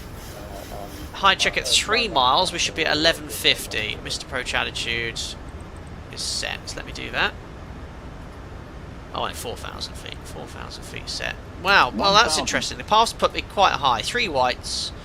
Missed approach altitude set. We must disconnect and recycle the flight directors, which I would do now in real life. I don't know if... Is it temperature compensation modelled? It could be because of the temperature.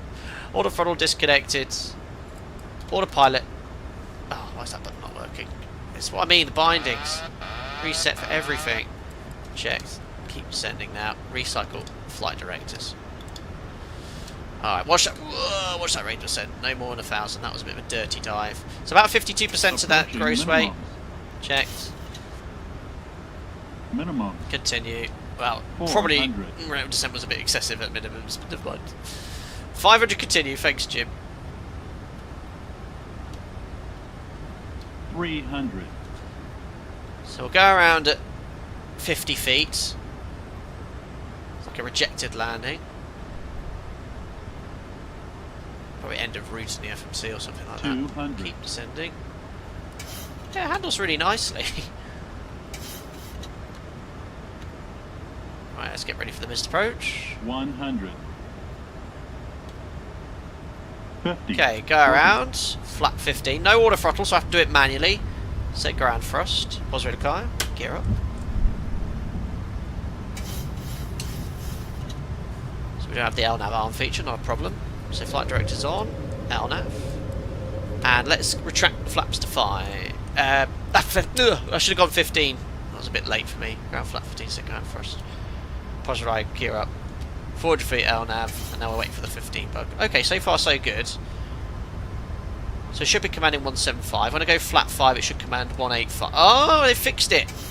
The bug in real life moves a bit slower than that.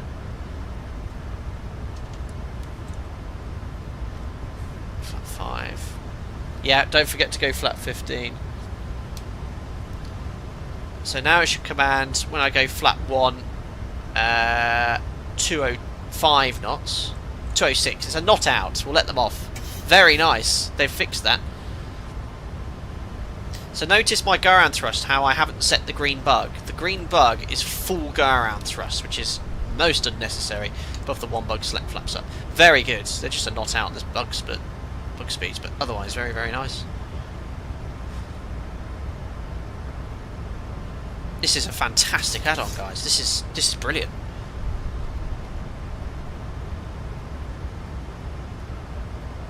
So my operator, we hand fly the go around until out hold. You can engage the autopilot, just got to be aware if you do, toga disengages, level change engages, your thrust will change. This is superb. Out of quiet, so start lowering the nose, don't forget no auto throttle.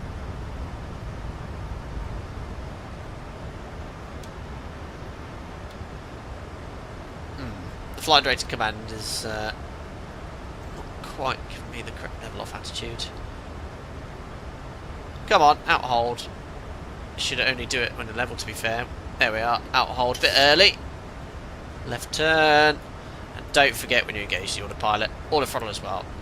There we are. Flaps up, no lights. Oh, I just realised you didn't have yoke cam on. Sorry, guys. Damn it. After takeoff checklist. Gear up. Auto brake to 2. We're going to do another approach. Air conditioning and pressurisation set. Altimeters 10144,000 feet after takeoff checks complete. We then discuss what the reason for the go around, and then the aircraft is beautifully going to mag out to hold, which is the standard missed approach. Right then, so we then discuss the reason for the go around. Oh, it's because we're practicing the iFly. I have to say that go around was really well modelled. All the automation, the flight directors, the commands, very, very nice indeed. Fuel then 2.2. What's our alternative for Valencia? So we need to decide quite quickly what we want to do, because if we go here, flights, view sim brief OFP, we need 2.1. So we need to decide right away, am I going to commit to Alicante and use my reserve fuel up to final reserve, or am I going to divert to Valencia and land with my final reserve intact? That decision will have to be made very quickly. So we're happy. The reason for the go around was we're practicing. I'm happy to commit to Alicante, and then we'll make those changes. But we're now committed. We cannot divert further unless there's an absolute emergency. So we're now going to fly the VOR approach, which is not a good idea because of the wind, but it'll be a good way of testing everything. So we'll select VOR Zulu. Look at that, there's a MAGAL transition, how convenient. We know about the using reserve fuel, so arrivals. VOR Zulu 34. 34, where am I? VOR Zulu 28. Via MAGAL, execute. Legs. After the hold at MAGAL, we'll go direct to... Actually, I've got to be careful here because I don't want to get rid of the arc. There we are. Oh, fantastic iFly. Look at that. Beautiful. Hold in, arc built onto the VOR approach. Very, very nice. VOR frequency then, we'll make that active, 11465. Mightily impressed with this add-on. I forgot I'm not I'm not that simming, am I? Uh-oh. There we are, 11465, final approach course 280.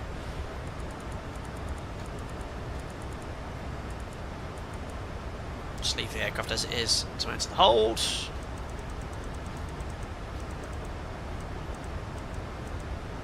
Great, so frequencies courses, minimums then 530, we need to add 40 feet to this, so we are approach, 570 is the new minima.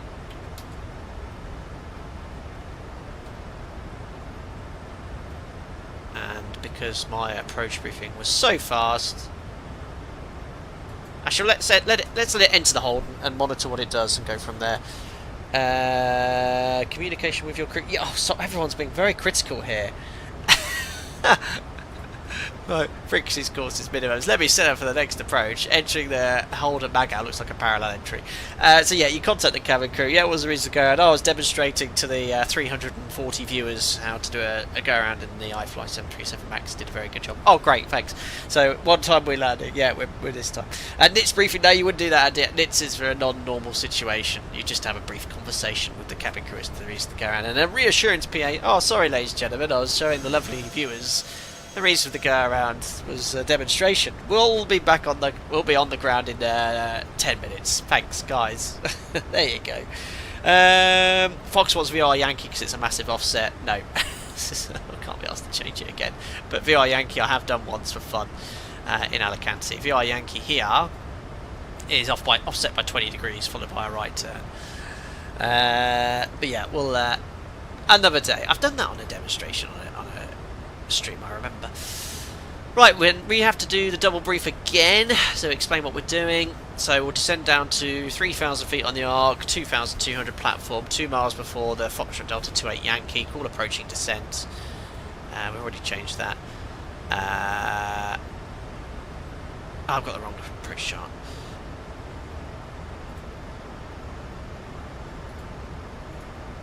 There we are. 2,000. Oh gosh, can I select the right approach, please? Zulu. There we are. Step down to 2,500, then 1,700. 2 miles before the Foxtrot Delta 28 Zulu call approaching descent, and then we'll land. Recycle flight directors as well because it's a VOR. Beautiful. Right, let's press exit hold. See what happens. Don't crash on me. Interesting. It should have a new magenta line after mag out. Or more realistically, because we've tested the DME arc works, Alpaca 7324, holding cancel, turn left heading 330, radar vectors for the VOR Zulu approach runway 28. That would be the more realistic option. So now we can extend the centre line from, let's do the centre fix, put in the intercept course 280, execute. Perfect. Well done to the iFly devs. This is looking superb. 4,000 feet. That wouldn't update automatically, but we should have a top of descent point here, which we don't have. Let's see how it works. Foemaster, what's your language, please? Try to keep it all happy in here. Thank you very much for your understanding. Good year. Wow, I never knew you had a 3080. Always thought you had a 4080. Oh no, I'm my PC is nearly 4 years old. Perfect. Get rid of that. And Alpaca 7324 on that heading. You're cleared to intercept the final approach track for VR Zulu 28. Descent to altitude, whatever, 2,500 feet then with the procedure. Roger, set, 2,500 check, VS, a shallow descent will initiate. Still quite far out. I should probably go off of that sim. There's no ATC and I'm landing on the wrong runway. Perfect. Fox is in it, Rev. Yeah, already fine. Weight's good. Where's my path information gone now? That's my concern. Shouldn't need to push out into it, but there we are. There it is. So the decel happens to correspond with the top of descent point. That's fine. How do you get off a VATSIM in real life? You just pull out the headset. Can you show us a crosswind approach in Microsoft Flight Sim 24? That would be a good way of testing things, won't it? Maybe I'll record a tutorial for that. I don't think it'll be as good as it is in X-Plane. Having said that, I've not tested it enough, so in X-Plane it's pretty decent.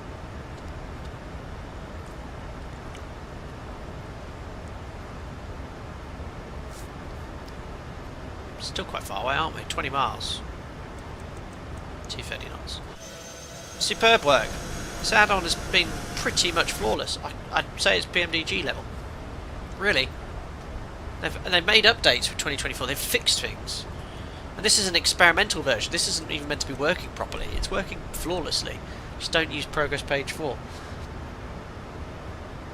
I'm really looking forward, Corn Addict, to the Starship. I think that's going to be a good fun aircraft to try out. So you'll notice the path will start coming back towards us soon.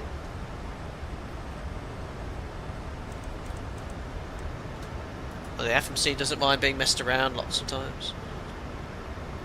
SLO, that's a good point. Yeah, the non-normal situations would be better modelled in the PMDG. Martin, do you follow flight directors as well for crosswind? Isn't it enough to just follow them during landing? So yeah, for an ILS approach, it's providing commands to stay on the localizer glide slope all the way down. Same with raw data, you know, if you allow for the crosswind and know what track to fly, it's a track up display, you can fly raw data very accurately.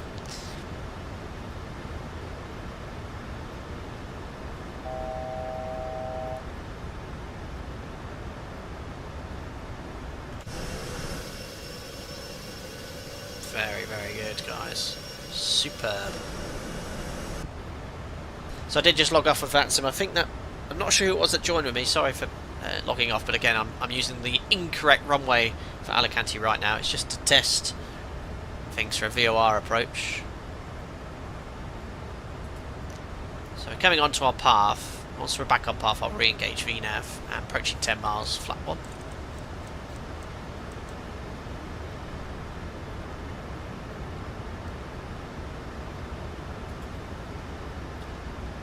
Okay, almost on path, flat 1, speed check flat 5.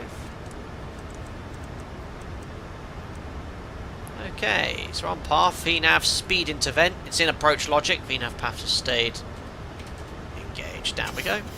And we can step down to 1700 feet.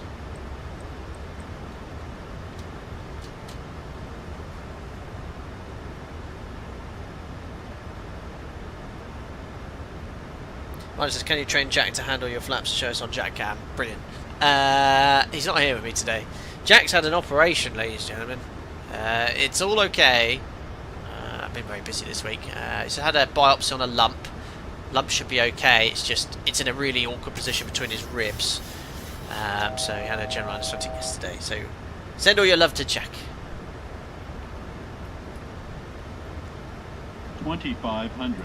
Alright, this is looking really nice again, this descent. Alrighty. Oh, sounds like a runaway stabiliser. Approaching descent. No, that's the speed. 600 feet. Set. VNAV path. Speed into vent.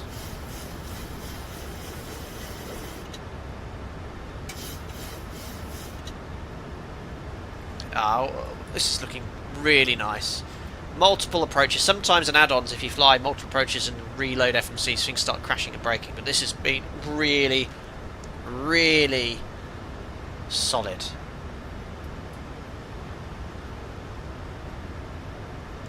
So looking for the final approach fix. Again, it's probably going to sequence too early. It just needs to get to 0 DME. It's about 0.3. It's sequence to the next waypoint, which it shouldn't do.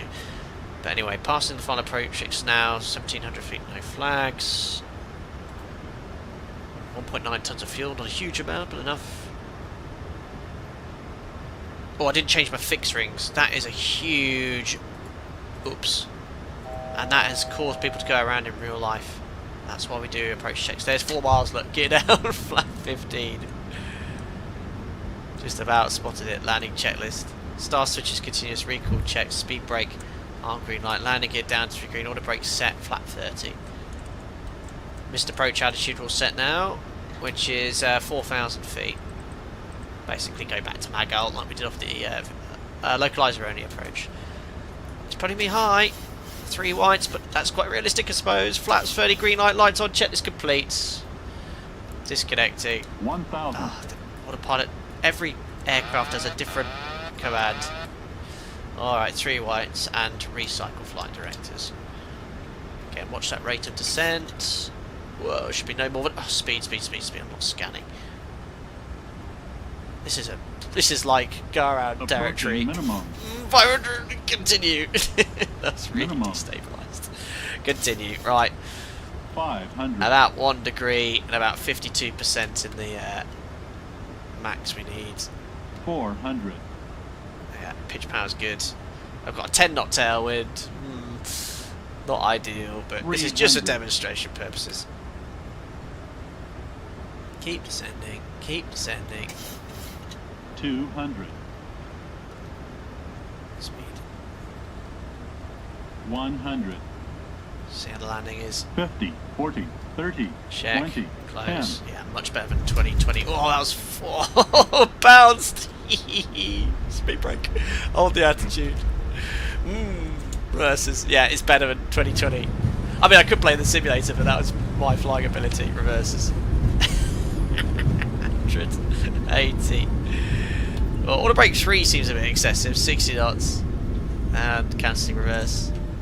And auto brake, ladies and gentlemen, welcome to Alicante. Oh dear. Yeah, I flared a bit too late. My rate of descent was a little bit too high to get away with flaring at 20-30 feet. So I wanted to flare a little bit sooner. The bounce was a bit high. I don't think in reality with that rate of descent it would have bounced. Oh yeah, I've got my toe brakes. There we are. Ladies and gentlemen, welcome to Alicante. This is where I ignore chat for the next 5 minutes. You lot are horrible. Horrible, horrible, horrible. Unbelievable. Captain's winner. Yeah, Framemaster. Yeah. Right, we're here. Taxiing still not perfect, but better than 2020. But my god, the handling. My landing was very firm there, but the flare was... It felt much more realistic. You actually had to flare. So who remembers when we flew? What aircraft did we fly recently in 2024? And I closed the thrust levers. I didn't need to flare. That actually I had to flare, which is great because it feels previously with 2020 that all aircraft are quite generic in the way that they handle, they flare and pitch. Certainly I've had that in a lot of add-ons here. You're actually having to fly the aeroplane a little bit in Microsoft Flight Sim 2024 now, which is actually really nice to see.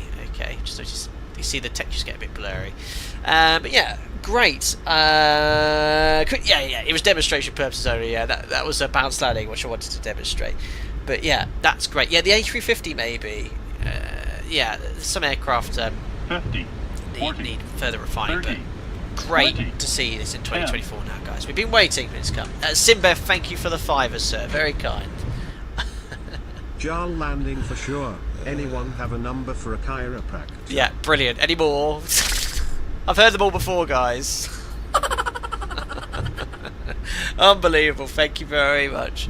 Right, let's find a stand. When I was last here, what was I on? Stand 18, I think. Yeah, no, it wasn't. I was on 23. Let's go for stand 23, just because, you know, history. Right, do I have a GSX for this? I'll then do the clean-up flow. Gates. Oh, let's just do 25 because it's there. Gate 25. No, follow me. Let's go with... Oh, it's all Ryanair, look. Should have a Ryanair. Let's go with Azul handling. There we go. And we'll take Charlie for stand 25. Flaps are up. Transponder to out off. Great stress test for the add-on. Performed far better than I did. The controls felt very sensitive. Not using that as an excuse. It's just that maybe I need to have a play with the sensitivity settings in the sim. It did feel quite sensitive. So in the way, oh, hold on, brakes on. In a way that I'm not used to, whereas X-Plane by default it feels far closer to the real thing. But it ain't half bad. What else do I need to do at that? Start the APU. This scenery, completely free, guys. Really nice as well, so go check that out. The information's in the video description below. Check the brake temps, they're cool. 28 degrees, cav okay. Live weather seems to be really well plugged in Microsoft Flight Sim. Better than X-Plane, I'd say. X-Plane live weather's been a bit interesting with the bases. Hergy 1234, yes, that's the Alicante scenery. Compatible with both 2020 and 2024. Why have I stopped? I've not even got my brakes on. I don't know what happened there. Anyway. API did start, didn't I? Yeah, I can hear it spooling up. Beautiful.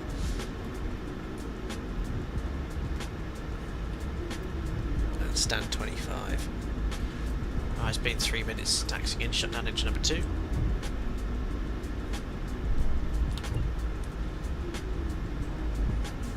And here is 25.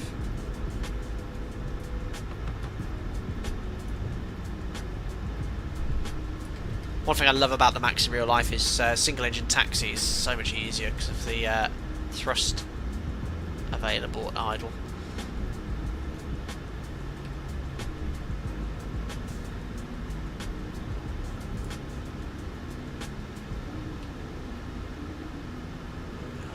Oh, with the tape. Oh my god, what's happened to her nose? What's going on? You're right there. What have you smelt? Alright, it looks like I'm in an A320 apparently, and that one. I think I'll just use GSX. Pinocchio. Oh, it's gone. Oh, it's back again. Parking brake set. AP available. On bus. 2 blues, red engines dead. Ladies and gentlemen, welcome to Alicante. Local time here is 1:30 in the afternoon. 28 degrees. Is she going to do a dance with that nose? That needs surgery. Alright. That can come off. Open the isolation valve. We'd be turning that AP bleed on straight away. 28 degrees. Doing that before we get conditioned air in the cabin. 2 hours of standby, and then we check the N2 is... Where are you off to? It's not funny with that nose, said Dave Wesher. Wait, that is worth a... wait, I can't... Oh no, my soundboard's timed out, yeah. That's worth that. Right, what am I looking for? I'm looking for N2, too many distractions, below 20%, anti-coal off. Checks complete. Why didn't she dance? I parked it perfectly. Reporting requested. There we are. Would you get an AC unit attached normally? Yeah, in these conditions, 28, they'd be getting that plugged in straight away, and then we just take the AP bleed off, turn the packs off as well, and that goes straight into the mixed manifold. Price with Beetlejuice. Right, am I gonna look at all this? Yeah, you guys loving it. Passengers take off their helmets. Unbelievable comments here. More excuses, please. At least we're on the ground. My luggage fell out the overhead bins. Blah, blah, blah. Who spilled their coffee? You kept the butter in the fridge. Yeah. I'm not going to scroll up anymore. Fantastic. Right then, let's conclude the stream. We'll try a replay as well, as we'll watch some of the passengers disembark here. Great to see that GSX is working nicely in the sim as well. Wow. Then, Microsoft Flight Sim 2024. I'll say it, and I've already said it once before today's stream. Great improvement. For me now, as of last stream where I was really impressed, this really puts the cherry on the cake. This is now my preferred sim over 2020. I did not think I'd see it improve that fast. Primarily because of the performance increases. But aircraft are handling better in this sim. I don't know why. I can't explain it. You need to look at the buffs and experts from Asobo to get the answer. But I do prefer X-Plane, how it handles, but as an overall package you get so much more with Microsoft Flight Simulator. Great graphics, live weather's good, gosh, you've got to turn that turbulence off for realistic. That setting should be changed to unrealistic, but I've got this light turbulence mode on now, so the aircraft is handling as it would do. But would be nicer to have some thermals and bumping around, but hopefully they'll improve that in time. But overall as a package, very, very nice. The Max, by the way, by iFly, performing impeccably in this sim. Really nice. So this is how I'm going to fly the 737 Max moving forward. No longer going to use 2020, I'm going to use 2024, guys. Really, really nice. So fantastic job to the devs for getting the aircraft compatible with the sim, because I know developers, it's not as straightforward to port it across. It's a huge amount of work, but do significantly consider flying this aircraft. It is a fantastic add-on.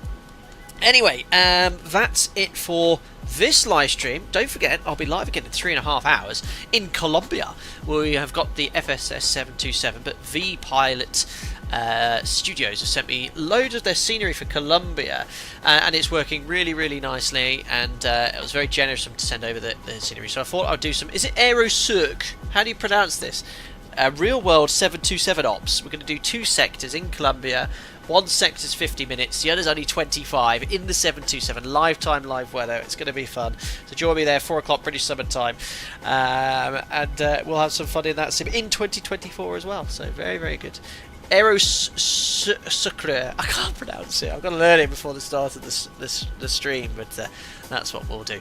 Anyway, we've done all the checks. I'm going to stop here. GSX. So there we are. Let's try the replay. There's no panels. Thanks, Rosie. Aerosuk. Aerosuk. I'll play this stream back and I'll write that down phonetically. Aerosuk. Overweight takeoffs. Yes. And I can't remember where we're flying the places. I wrote it down. Where's my notes? We're going from Cartagena to Cordona, which is 7,000 feet, then Cordona to Bogota, which is about a 20-minute flight. So it's going to be fun. And all old school navigation as well. Right then, let's test this replay tool. So I'm going to press that. You have control. 30 minutes. Do I press play? Ooh, engines on. Hey, it looks pretty good. I'm just going to extend the flaps manually to flap 40. 2,500. I don't think the engines are going to restart in time for the approach. Oh, they have done. Wow. 2,500. Oh, I think the flaps are moving as per the replay. 1,000. Oh my goodness me. Well, let's have a look at the go around to start with. 2,500. 2,500. Oh my goodness me. 400. 100. Let's have a look at that. Gear quickly down. How do I do flyby? My gear's not up. That reminds me of Grand Theft Auto. This is the worst flyby camera ever. No audio. Forgot that one. The engines are still spawning up. Yeah, I think they need to improve the flyby camera. Oh god, I can't hear myself think. Well, lovely go around. Right, I think the landing we want to see though, isn't it? I have to say, the replays, it doesn't mess around, does it? At least we got one. I can't, unfortunately, if I put this expanded, yeah, you guys can't see it, can you? Right, let's have a look at how this landing actually was. It was a very tricky approach, but I'll put it down to the sensitivity of the flight controls, because my rate of descent was massively changing. Yep. Have they got the... Oh, yeah. See this? See how the spoilers are slightly up? Or is it slightly up? No. So the Max has something called the landing attitude modifier, so automatically deploys speed brake to ensure that we have a nose-up attitude on approach. Prepare for pain. Wasn't that bad, was it? Well, we'll soon find out.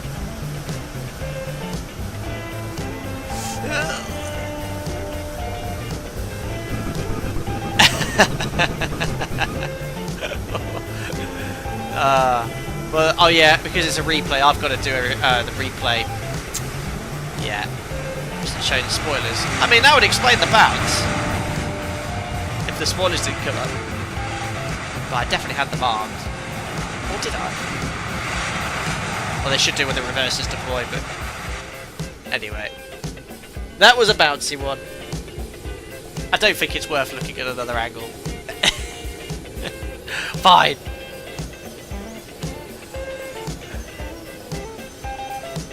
Can't have any other views. Oh, look, now the spoilers have come up.